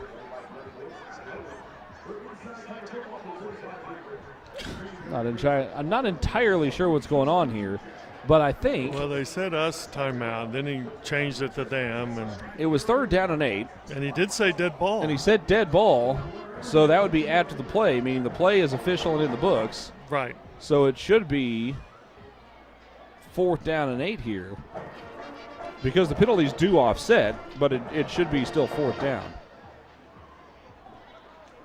I would think so because he said dead ball. Now, if it was during the play. If it's during the play, you'd go back and replay. You'd go back and replay that down. Yeah. Huh, interesting. As it stands, though, it's 3rd down. We'll call it 9 from the 11-yard line. The officials are still talking some things over here, though. I don't think they're quite understand. I know Coach Blankenship is a little confused, too.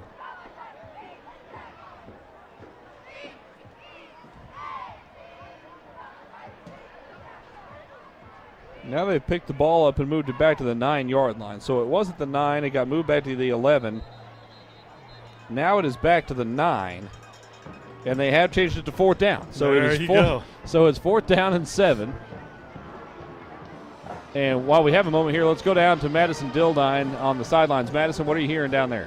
Everything that you guys were just saying on the broadcast is exactly what this coaching staff was saying. They're like, the call was after the play. It should be 4th down. And Josh after the referee over here. And it is indeed changed to 4th down. It's nice to be confirmed as correct every once in a while. It doesn't happen very often for us, Pat. No, I know, but it's like we were confused. All right, so the field goal unit is on here to try to make this a 2-possession game. And try to get Westmoore on the board. The kick is up. It's long enough, and it is good. So the Jaguars are on the board 17-3 with 6:47 and I mean, that was 3 points well earned if you think about it. I mean, not only did besides the onside kick, but I mean, and you helped him out on a personal foul penalty. I know all that drama. And it's like, good gosh. That was an eventful. You don't see many plays or drives of 10 plays, 43 yards over 3 minutes that are that eventful. Mm-hmm. That one was pretty eventful for that short time span. Exactly. 17-3. Broken Arrow leading over Westmoore. Madison, have you had a chance to jump into any huddles down there in the second half just yet? I have not, but I will head that way. Thank you, Madison Dildine. Down on She's the trying to probably get warm somewhere. Huddle's a great place to do that. I know. We used to call that a penguin huddle on the sidelines of practice. Tent somewhere. We had a day in, I don't know, probably late October, early November, my senior year, where we were doing team screen, and I was on the scout team for this drill. A friend of mine that I've known since we were in like first grade was lined up as the linebacker across from me. He came up. It's sleeting. It's like 38 degrees. It's sleeting outside. It's cold as all get out. Darren Melton was our head coach. They swing the screen out to me. My buddy comes up and just hits me chest to chest, and we both just went, ow, and then we just walked our separate ways. We're like, there's no need for big hits in this kind of weather. No. Especially at a practice. 6:46 to go in the third. The kick is away. This is a high, shorter kick. Caught by Barnett at the 12. Looking for room. Cuts it back up the middle. Now he's got space to the 35. Look out. 45 to midfield. And there's a flag down. Clear back at the 23-yard line. Barnett takes it to the house. That kid is unbelievable, too. Unbelievable. That appeared to be Caleb Barnett's third kick return for a touchdown this year. 2 punts, and that would have been the first kickoff return. We have a hold clear back at the 27-yard line. Gosh. That kid's so good, too. You know, I think he's got to be like, y'all could have told me before I ran the whole 90 yards or whatever. I guarantee you, if he touched the football, I would just be yelling, have everybody yell, no flags, no flags, no flags. I mean, don't get a penalty. Made that nice little cut back up the middle, and then you could see at about the 35 that he was going to be one-on-one with the kicker. I know. And the kicker the last time had gotten further up the field where he had cut off the angle a little bit, but he left Barnett on the receiving way too much of an angle that time. The holding will be declined. They'll accept unnecessary. There was also an unnecessary roughness, apparently. But was that with the same flag, or was it somewhere else?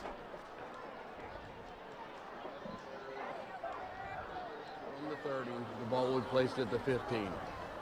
So apparently the unnecessary roughness penalty took place at the 30. So that'll move the ball clear back to the 15-yard line. And that's where the flag was, so.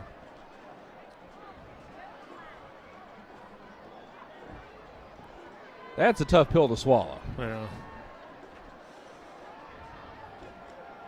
I think now out of that's a game changer. It is. You know, sometimes officials, and I'm not saying we didn't hold or anything, but sometimes officials, their job is to don't take the momentum out of the game.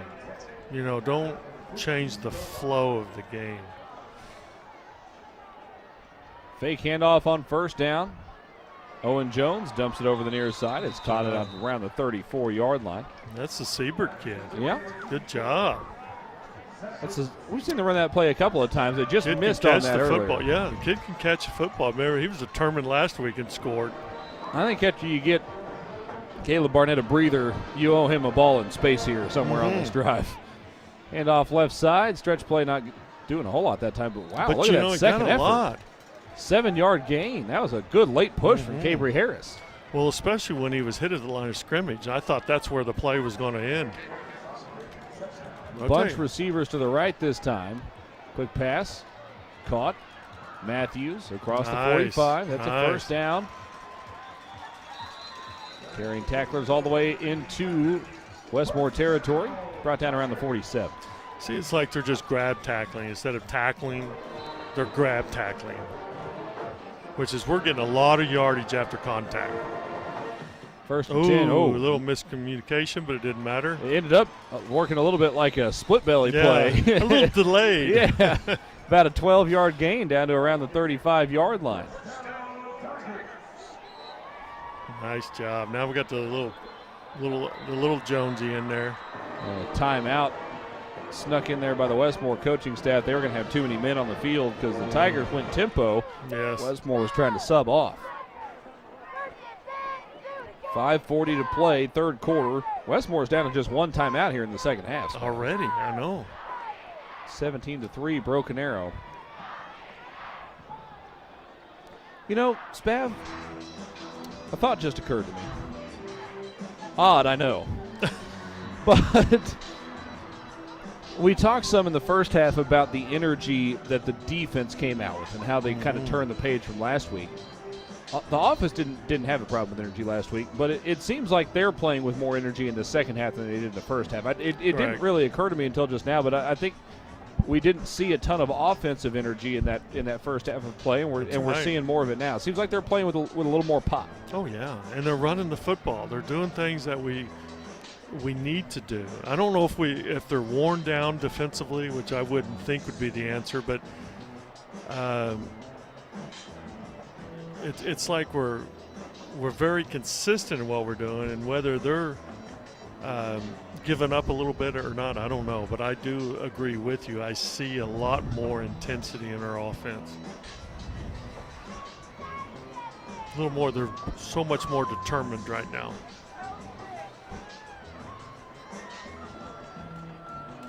The defense is back on the field after Westmoore called that timeout. Broken Arrow Tigers still in their huddle. And the officials breaking their huddle now at the 35-yard line, where it's 1st and 10 Broken Arrow.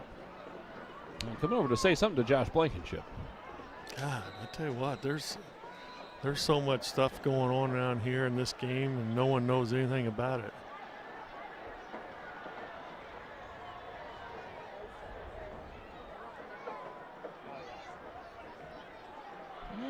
Coach Blankenship seems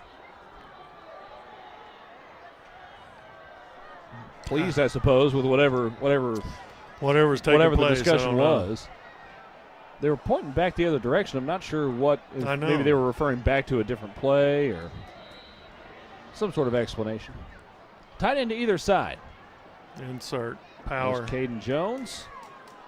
Give him 2, down to about the 33. Ball came loose. Marked down already. You know, Spav, we talked kind of late in that first half about Owen Jones struggling from the air. He was 1 for 4 at the time. He's completed 7 consecutive passes now, including 1 for a touchdown. We got two big old tight ends in there now. Jones trying the stretch play. Cuts it back up. Down inside the 30. Spun down inbounds at around the 28-yard line. You mentioned, Spav, those two tight ends that were in the game. They had the big ones. Had Osmond and Siebert in there. Madison Dildine is down on the sidelines. Madison? Yeah, guys, we've heard both tight ends' names a lot tonight, and their coach is just as happy with it as the team has been. He said, you know, good job, good job, good job, guys. Thank you, Madison. Yeah, they're playing very well. You're right. And see, trade the tight end to an unbalanced now. Oh, we got an offsides call on Westmoore, and I'm surprised that's where the way the call went, because they tried the hard count at the same time that the tight end went in motion, Spav. I thought that might be an illegal snap type of thing. Yeah. See, the coach is saying he raised his hand. If his hand was down, he can't move it. In any case, it's been called a 5-yard penalty against Westmoore, 1st and 10 Tigers. Handoff right side, Jones hitting the backfield, falling backwards, but that also happened to be towards the line of scrimmage because he was turned around. He got back within about a yard. 2nd and 11 coming up. I tell you what, you got to tackle our running backs, though. If you don't tackle them, I mean, they're going to get the yards after contact. They're finding a way to keep those legs moving. Here's 2nd and 11 with a tight end in either direction. Broken Arrow's now rushed it for 139 yards tonight. 155 if you take out the sacks. Oh, tight ends. Pass left side, caught by Matthews. Wrestled down at about the 17, brings up 3rd down, and we'll call it 3. There's a player that went flying to the ground late there. See, I like throwing it out of the run formation. We're in the run formation, and we threw the football. It's nice. This will be 3rd down and 3. Okay, Owen's coming out now, so. 3rd and 3 here. You're in 4-down territory. Well, I mean, you're certainly within field goal range, but it doesn't surprise me to see Cooper Bates here. Yeah, we got bring the quarterback an extra running back now. threat in there. Yes, but he can do anything. He can throw, run. I mean, run the offense, but such a threat of the quarterback run game. Jones over to the left. We have a whistle and a stoppage. Is that another timeout from Westmoore? No, it's a timeout from Broken Arrow this time. 2:54 remaining here in the 3rd quarter. And this game has lost a little bit of its rhythm here. It has. Oh, definitely.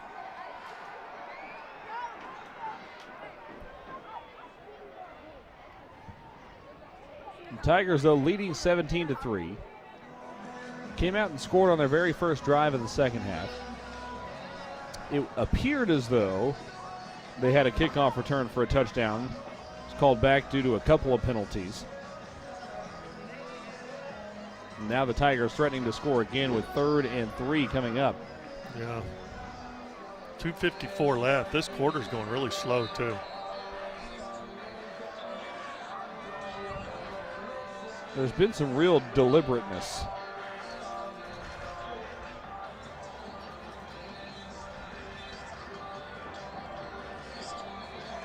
Both teams have been very, very cautious.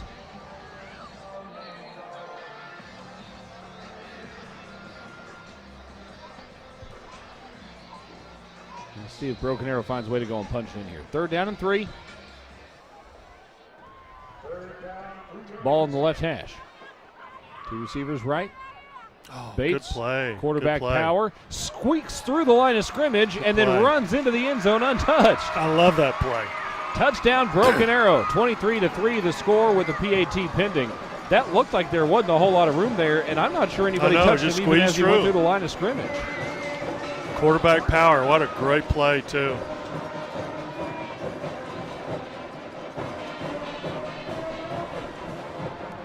.249 to go, 3rd quarter. Cooper Bates with his 2nd rushing touchdown of the year. Now well over 200 yards rushing on the season. Snap back, ball down. Kick on the way. A little bit of a sidewinder again, but it is good. Yeah. The Tigers lead 24-3 with 2:49 to play here in the third. Hunter Martins, having made 3 PATs tonight, is now 25 for 25 on the season and 73 of 74 in his career on PATs. And you know that one is probably not his fault. You know, Trying to remember, I think there can't was one remember. that got blocked last year. Oh, is that what it was? Yeah. May have been, yes. The Tigers will kick off again.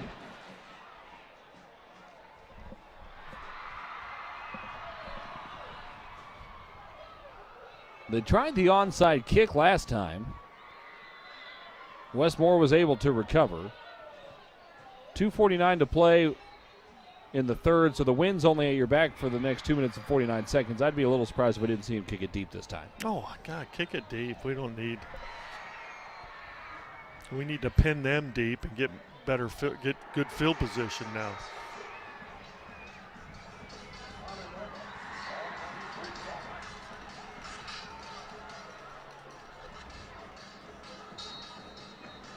Martins has it teed up. Westmoore brought a player up closer this time. They got a player standing at about the 45 exactly, to help guard against that potential onside kick again. This one is away. It is high and deep. Caught back at the 4-yard line, looking for a lane. Simpkins right side to the 18. Hit hard, push back and push down. To the 15. That's great. Great coverage. Well, the Tigers, Spav, really have a chance to take control of this game. Absolutely. They're up 3 scores. Crazy things happen, but if you can get a stop and another score, that might be the final nail in the coffin. Oh, it is, yeah. I think right now the momentum obviously is in our way, but defensively we're playing so hard right now. Look at ball's the on the penetration. ground. It looked like an okay snap. It looked like quarterback just mishandled it there. That's Blyce. See, this just is deadly to them right now. We need to get a quick stop so they can punt it against the wind. Yeah, that's a good point. If you can find a way to get a 3 and out here, force them to punt it into the wind out of their own end zone, you're going to end up with really good field position. Trips left on 2nd and we'll call it 15. The snap is dropped again. Blyce picks it up, but he's swarmed in the backfield. And he's brought down for another loss, back to about the 10-yard line. That snap, that might have been to his left, but it wasn't. It's not like it rolled back there, at least from what I could see. Well, I'm not going to tell you what I think. 24-3 the score. And now 3rd and 17 from the 10-yard line.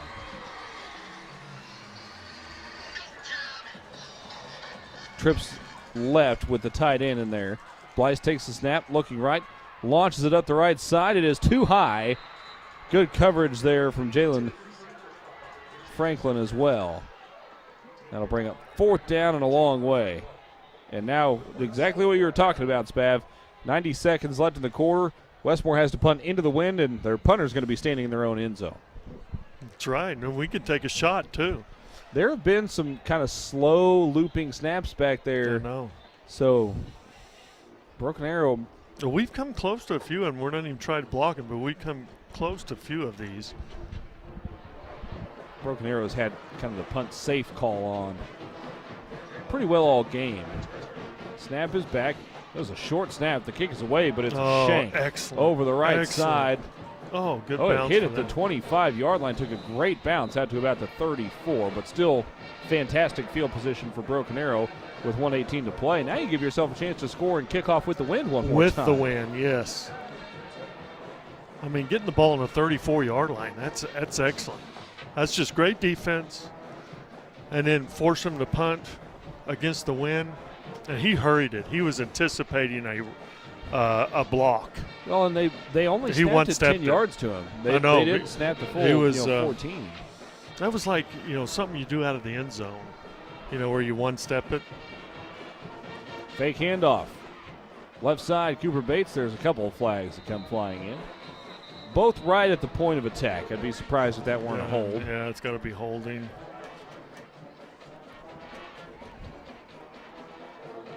That is indeed the call.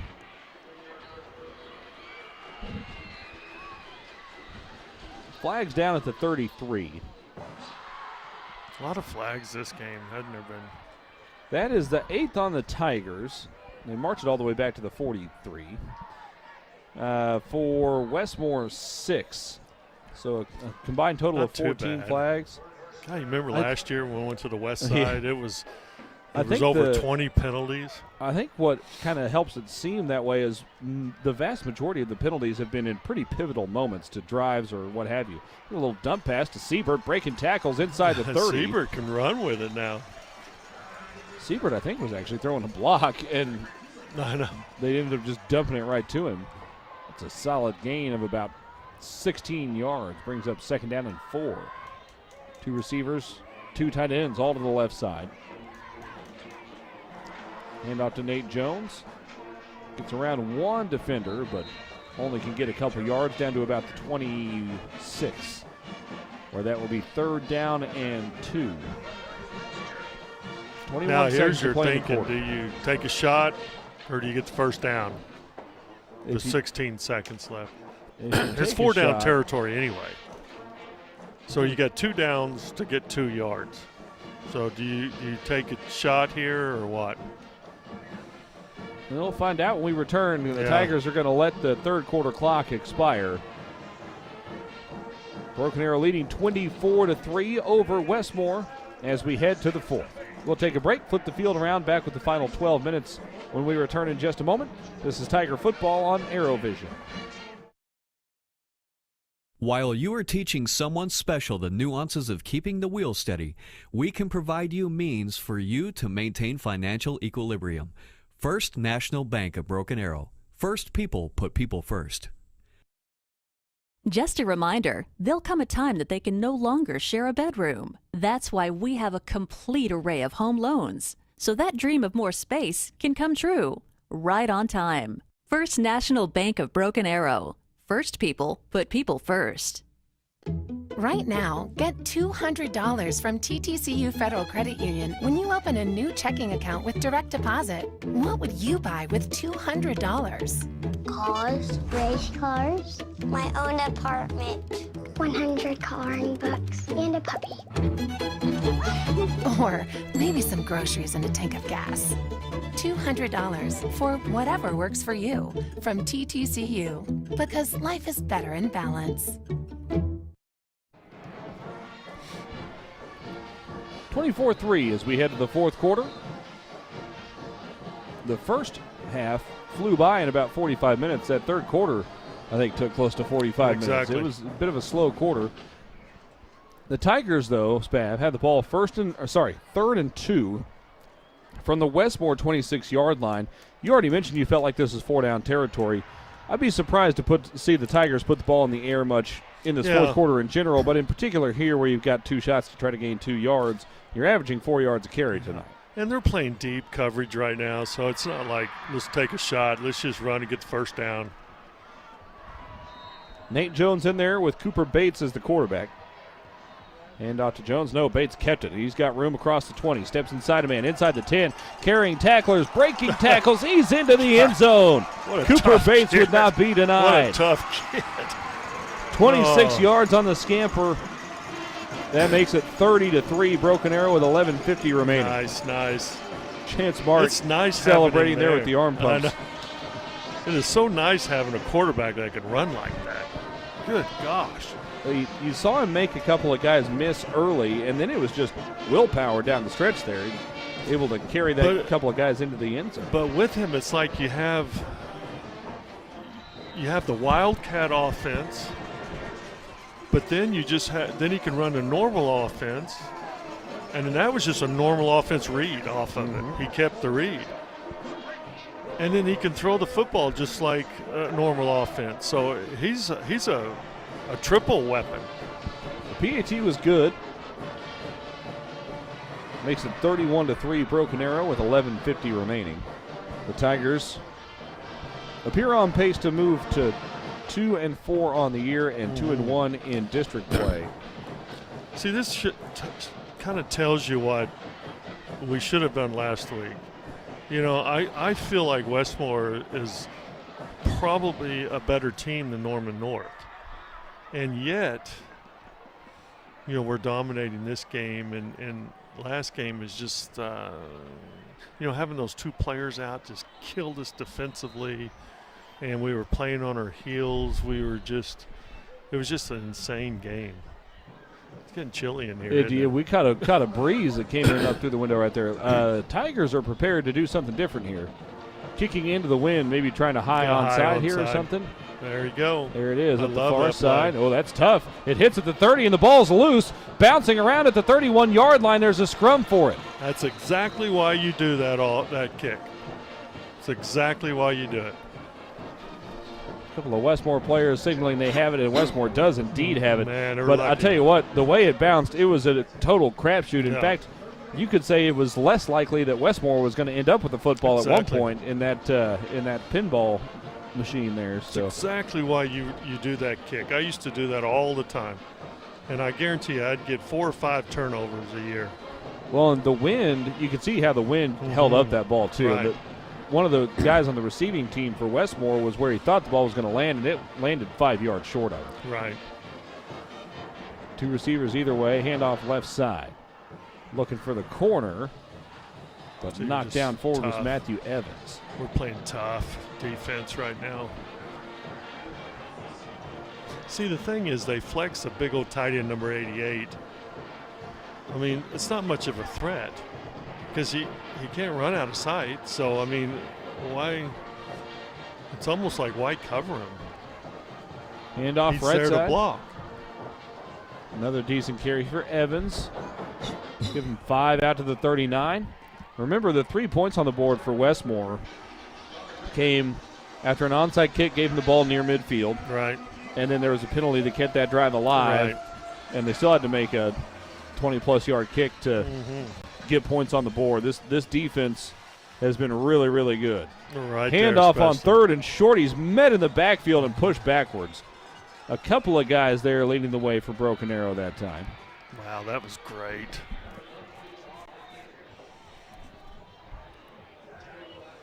So 4th and 1, a long one. I believe that was Caleb Buffington that led the way on that stop.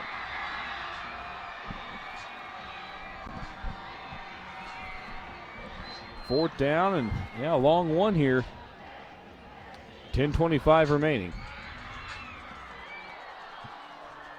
2 receivers to either side. They're going to go empty. Well, they're no, going to check punt. that. Sorry, the punt team's on the field. Oh, there was all sorts of stuff going on right there.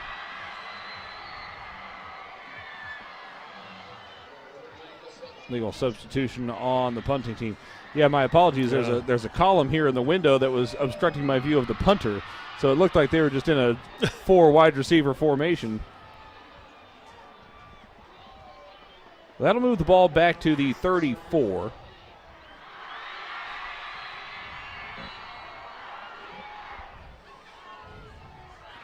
Clock on the move, 10 minutes, 10 seconds remaining. Snap is back, the kick is away. That's actually quite a good punt. Hits and bounces inside the 20, inside the 10, inside the 5, and is down, cleared down at the 1 yard line. Wow, what a good punt. That might have been the best overall play of the day for Westmoore. I mean, that is a highly, highly effective play. Boy, that punter did I mean, a that good job. covered. The ball was at the 34-yard line, right? So that is that's a 65-yard punt down at the 1 yard line. The Tigers now have to be smart. Down in the shadow of their own end zone. Well, with this defensive line, to see how fresh they are and see if they come off, I think a lot of it is, are we going to run the stretch or Looks like it'll be a quarterback sneak to start things off. That's Owen Jones, who snuck up underneath the line of scrimmage.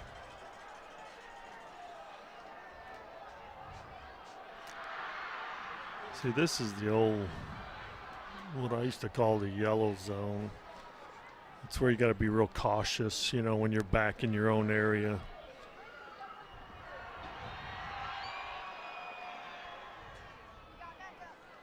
Not sure what the jungle is cheering on and off for something. I know, they're going crazy. I haven't figured out exactly what it is. Second down and we'll call it 8 coming up here. Tight end to either side, handoff right side. That is Caden Jones falling forward for about another yard out to around the 4-yard line.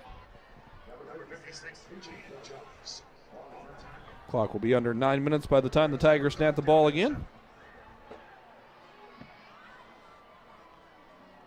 Broken Arrow nearing 200 yards of offense in the second half. They have been much, much more effective moving the football in the second half than they were in the first half. Well, we squeeze in Barnett a little bit there. We'll see what we're going to do. It doesn't look like he's going to have a safety over the top of him at the moment. No. He's got a height disadvantage, but he can run by that guy that's covering him. The safeties, they're backing There's a out. Snap. One's backing out. Want to throw it deep, there it looking is. for Barnett. He's got by the defender, but it's broken up. There is a flag down for pass interference or maybe defensive holding. You could see as Barnett got by him, the defender reached out and kind of snagged him and kept him from really creating any separation, and that's the flag they're going to get. R.J. Johnson, the junior, in on coverage that time. On the defense. Yeah, 10 defensive yards from holding. the previous spot. Good job. Did you see Good it's job. bad? He got by him, and Johnson just kind of reached out and tugged him by the shirt, and that kept him close enough to him for him to be able to deflect the football. To deflect it's right. But see, I figured something was up because they squeezed Barnett from the field in shallower. So that just giving him more room to run. And you were right, that safety dropped down on the run game, so it was just one-on-one. You know, I'd love to see Barnett catch a ball down the field, but it's probably best for the Tigers to just keep the ball on the ground right now. There's quarterback power over the left side from Cooper Bates. Out to about the 16-yard line, give him 2. It brings up 2nd and 8.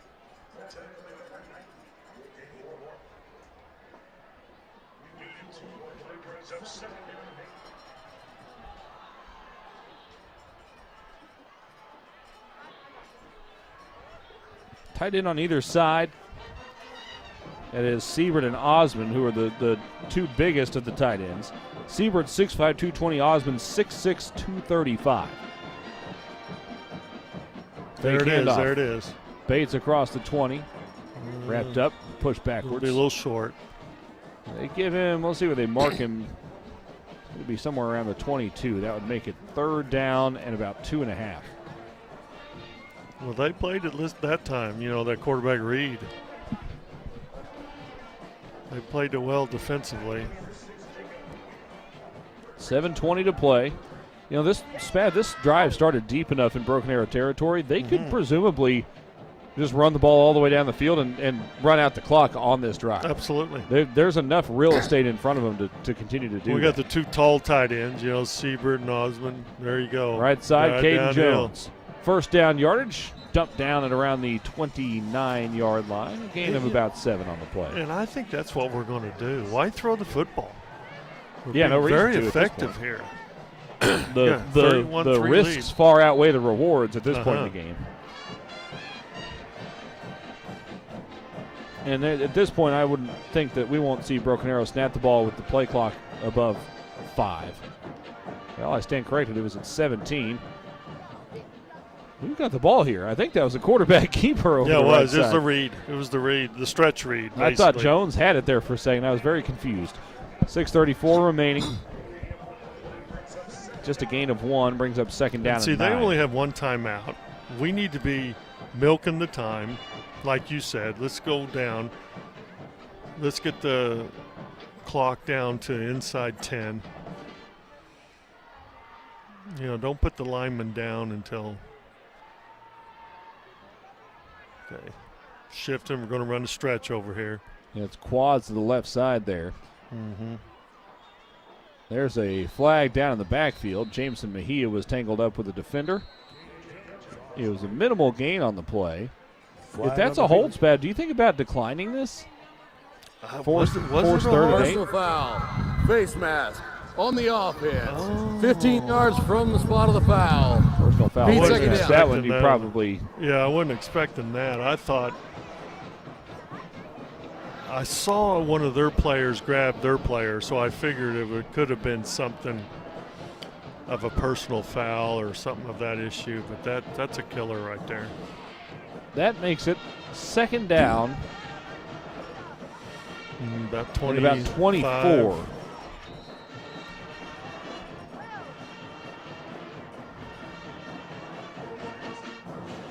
No, I'm sorry, 26. Motion everywhere. Yeah, they It's were a false moving start first, against the yeah. Tigers. Illegal procedure Left on the tackle. offense. 5 yards. Still second down. 10, 20, 30. It is second and 31. Wow. The Tigers are all the way back inside their own 10-yard line, now at the 8. Now they're playing the two safeties deep over top, so Quick pass left side, tunnel screen to Barnett. He's got it in space at the 20-yard line, lowers his shoulder, runs Well, over we a got about- defender. yeah, got about 20 out of that. Great call, great play. But see what you're doing, you're giving it to a stud in space. Give it to your playmakers in space. Yeah. Got it out to the 26. That brings up third down and 13. I'm not sure I would run the same play. Just flip I sides know. of the field and run the same play again. Yeah. Clock approaching the 5-minute mark here in the fourth. 31-30 Broken Arrow on homecoming night. But see, they're putting a safety over top of them now. They're smart.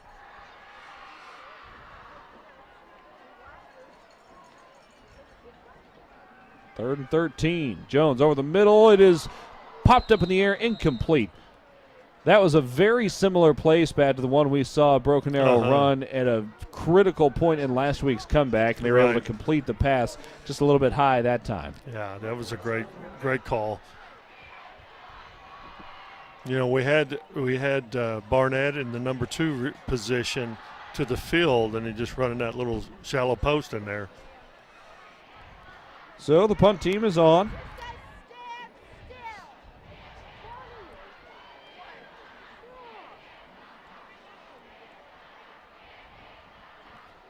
Punts away, a high wobbly kick. Hits near midfield. Boy, that did not roll much at all. It basically bounced straight up in the air. Tumbles into Westmoore wind probably territory. had a big factor on that one. Tigers were just standing there not downing the ball, letting as much clock run as possible. It'll be 1st and 10, Westmoore from its own 48-yard line.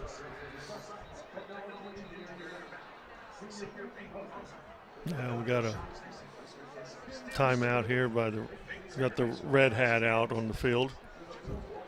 We should point out, those of you who may have tuned in at halftime in hopes of seeing the Pride marching band, the grandest band in all the land, I believe is the phrase. Due to copyright issues, we cannot show you that on Arrowvision, and so we couldn't. We could not. So we gotcha. played some other videos and things of that nature, but do apologize. That will be the case moving forward as well. So once you get past doing the national anthem and stuff like that, you run into some copyright type deals. So you have to come out and see them in person. But when you're a good band like that, you don't want to, because they are the grandest band in the land. Seriously, they literally have the trophy to prove it. Exactly. But it's, they're in preparation for that. It's like we don't want people scouting us. Scouting bands. 1st and 10, Westmoore from its own 48. Two receivers and a tight end, right? They set the screen out to the left side. A little space to work across midfield to the 45. Ridden down at around the 36-yard line. Well, I thought we had it too. I mean, we were there, and the running back just made a great play. J.Q. Manns eventually was able to bring him down. That was Evans again on the reception. Evans has had a solid game. 15 carries, 44 yards. He's also caught 2 passes for 11. Oh, deep ball at the left side. It's incomplete. Pretty well covered. Looked like the Tigers were in zone there, Spad, the way the defender was playing. Dude. He just chunked it. Brings up second Hope down. they'd run underneath it. The Tiger defense has held Westmoore to just 97 yards to this point. By the way, Matthew Evans is now the leading rusher and receiver for Westmoore, but here is a turnover. The Tigers had the football back out at the 40-yard line. 42. On the interception was Caleb Buffington. We called his name a little bit earlier on a stop. He comes up with the pick that time. Tigers have almost forced a couple of turnovers tonight, Spav. Exactly. That one they finally got one. Oh, yeah. I mean, quarterback is thrown into double coverage almost every play, it seems like. We also had a kickoff onside that was nearly recovered. Yes. 2 of them, actually. Mm-hmm. So Broken Arrow is, over the course of the evening, has had 3 or 4 times where they were very close to creating an extra possession, and they've done so here. Just 3:55 to go. Is that the first turnover? I think so. Yeah, just the first turnover. That puts us +5 in the turnover margin, which is really, really good. Davion Rummins runs onto the field late. Handoff straight up the middle. Ooh. I believe that was Harris thrown down to the turf there at the end of the play.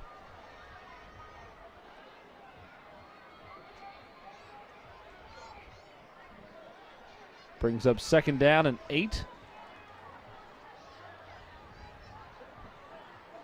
3.5 minutes to play. You only need 1 first down to be able to run out the clock. Exactly. And that should be their thinking right now. Run the time down. See, it's inside 10 now, the play clock. So a little hard count there. 4, 3, 2. 1 second. There you There's go. the snap. And off left side. Nice cut across the 45. That's going to be very close to a first down. That was excellent cut. Good hard run. Boy, that was beautiful right there. But you're running it over the 2 big tight ends. You know, when you have tight ends that are like 6'5" and 6'6". That was Cabry Harris on the carry.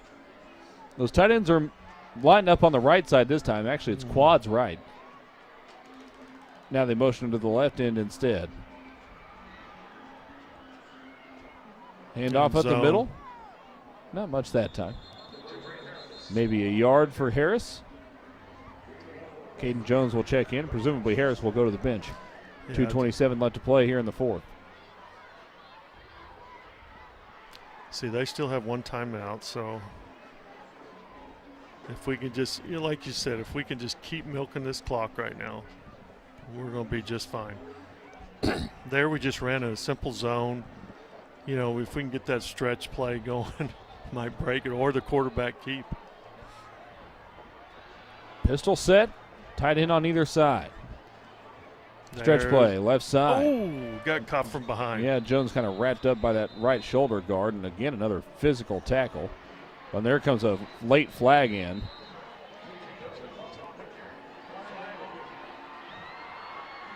You know, Chance Marek ended up on top of Caden Jones late. I wonder if maybe he got shoved down to him. Yes. That's what I was thinking. It seems like everything's going in their direction. Personal foul. Late hit off the Okay. defense. Yeah, 15 yards. First down. That first down will move the chains. First down.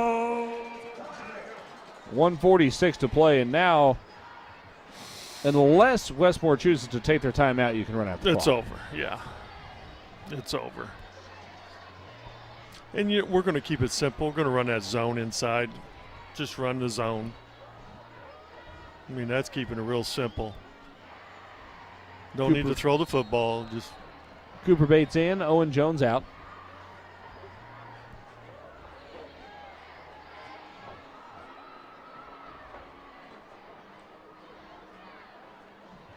good job. It's inside 10 now. Here we go. Barnett split wide outright. Probably not going to need to throw in the ball. Oh, big hole up the middle for Bates. There's a flag down. Scampers right inside the 20 to the 10, and he'll score. But from where that flag came in, I'm guessing that's probably a hold and probably coming back. Yeah. Boy, that's what, 3 touchdowns wiped off the board by penalties tonight? Yes. And there was one I've last never week, seen too. We have holding on the offense. 10-yard penalty from the spot of the flag. Repeat But first how down. many touchdowns is that the third touchdown we've seen? I think that's the third touchdown. Yeah, I think you're right. We had the kickoff return, that one, and then I think there was a big run. We had another run in the first half. Well, that makes it 1st and 20. Clock down to a minute remaining. We'll hear from Madison Dildine post-game as well. Bates trying the right side. Couldn't find a gap to run. He was kind of in the middle there, like one of those like funhouse mirror places at the fair where you got 18,000 mirrors and you can't ever figure out the way to go. That's kind of what that looked like. Well, let's see. It looks like we got about 6 seconds difference. You know, the play clock versus the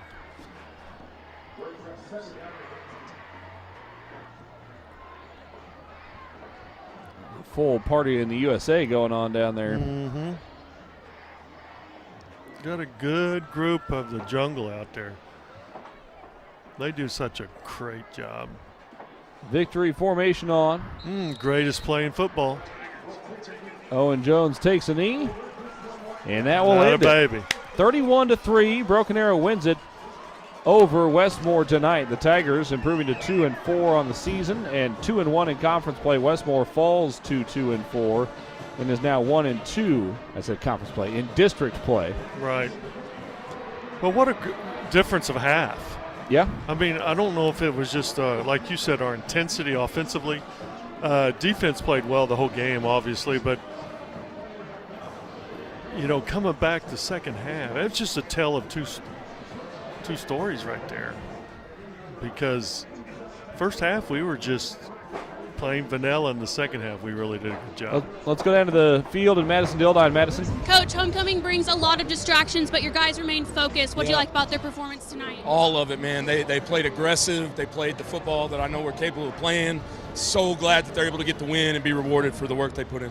Your defense was explosive all around. What were your thoughts on that? Been waiting on it, man. It's nice having Dietrich back, nice having Elisha back. I don't think I gave those guys enough credit when they were missing last week for just how kind of deflated we were, and so it's awesome having those guys back flying around. Thanks, Coach. That's exactly Thank you, right. Madison. And again, it's not something that you're going to use as an excuse as to why the game went the other way, but it's also hard. You can't deny the energy that those two guys bring on the defensive side of the football. I mean, they're the ones that communicate. They're the ones that make decisions out there. They're the ones that, you know, just by the sheer being there, they give you that leadership that you need. It's so important to have people like that. You just don't understand when you don't have them what happens. It's just like not having your starting quarterback in the game. I mean, all of a sudden he gets hurt and you got to put somebody else in there. I mean, it's a different ballgame because you've got one guy that just shines and he just builds others up, and that's what makes him so effective. But what a tale of two halves here. I mean, you're talking about how many yards do we have the second half? About over 200? It looks like it's over 200. I'll go take a look here. We had 100 the first half, and first half was 135. Second half 226. Yeah, see, that was impressive half. But you know, think about this last fourth quarter. You know, we were just milking the clock because we already had it up, and there was like 3 touchdowns called back. So, I mean, this is a game where it could have been completely different. There's a small Madison Dildine in the making down there on the sidelines doing some on-field reporting. I think got Jalen Franklin and somebody else that she was able to interview there. I can't figure out if that's Madison's microphone or not. Madison, are you still with us down there? I am still with you. You are? Okay. There's a small impersonator of you down there, which you know, training up the next generation. Obviously, Madison, you were down there on the sidelines over the course of the evening. I'm sure you know, putting one in the win column was what seemed like a boost for this team. Yes, absolutely. From the pregame entry all the way until the final snap of the ball. The energy on the sidelines was electric. I even had one of my student editors for yearbook come over and say, the jungle has never been this hyped. So I think just overall from student section to crowd, I mean, it was homecoming, so I'm sure that did play a part, but energy was so high, leadership was incredible on the sidelines, and I'm really glad that we were able to secure the win. Yeah, Jungle might have got overhyped at one point there, but Madison, thank you so much for your work down on the sidelines this evening, and we'll talk to you next week, I suppose. And it was pink out night as well, so and you could see the jungle was all in pink and stuff. So it was really a neat night to see all this excitement of the jungle and having a win, which we needed, and being effective, both offensive, defensive, and special teams. It was really probably just one thing. We had the punt blocked. That was about the only negative I could see. There's my guy Roger waving at us down there. I know. Again, he drives the bus for ORU baseball sometimes. He so fell he's down all around everywhere. He fell down over there. 31-3 the final, Spav. And while yes, this was a needed win, you can't feel good about yourselves for too long because there is arguably the biggest challenge of the year coming up next week. Absolutely. When you're going to play Bixby at Bixby. They're on a roll. I mean, they won tonight, so that's 55 games in a row. I think that's right. So and they're coached so well. Coach Montgomery does a fabulous job there, and he's created a great atmosphere there. A winning atmosphere. But what makes them so good is it's not so much personnel. Because if you break them down, I don't know if they're really that much better than us, but what I see is the consistency in their preparation. Their preparation is second to none. Those kids are prepared in each game, and they play hard. Well, that'll be a special talent or a special challenge in a new place for the Tigers. Right. I can't imagine they've played a whole lot of games at Bixby over the years. I believe they were there for a preseason jamboree or something along those lines this year, so it's not a completely unfamiliar territory, but a big challenge coming up next week. And if you can find a way to build on this one and get that one done, then that changes the trajectory of the season in a big way. Right. If we can again come out and play some great defense like this, our offense will have chances to score. I mean, we'll do some things real effective. So really, it's just going to come down to special teams and defensively how we're going to prepare and play with get them, because they're going to get the ball in the perimeter. They're a perimeter team. They're going to throw the ball out on the perimeter. They throw a lot of smokes, jailbreaks, wide screens. They do a lot of those things, the flares.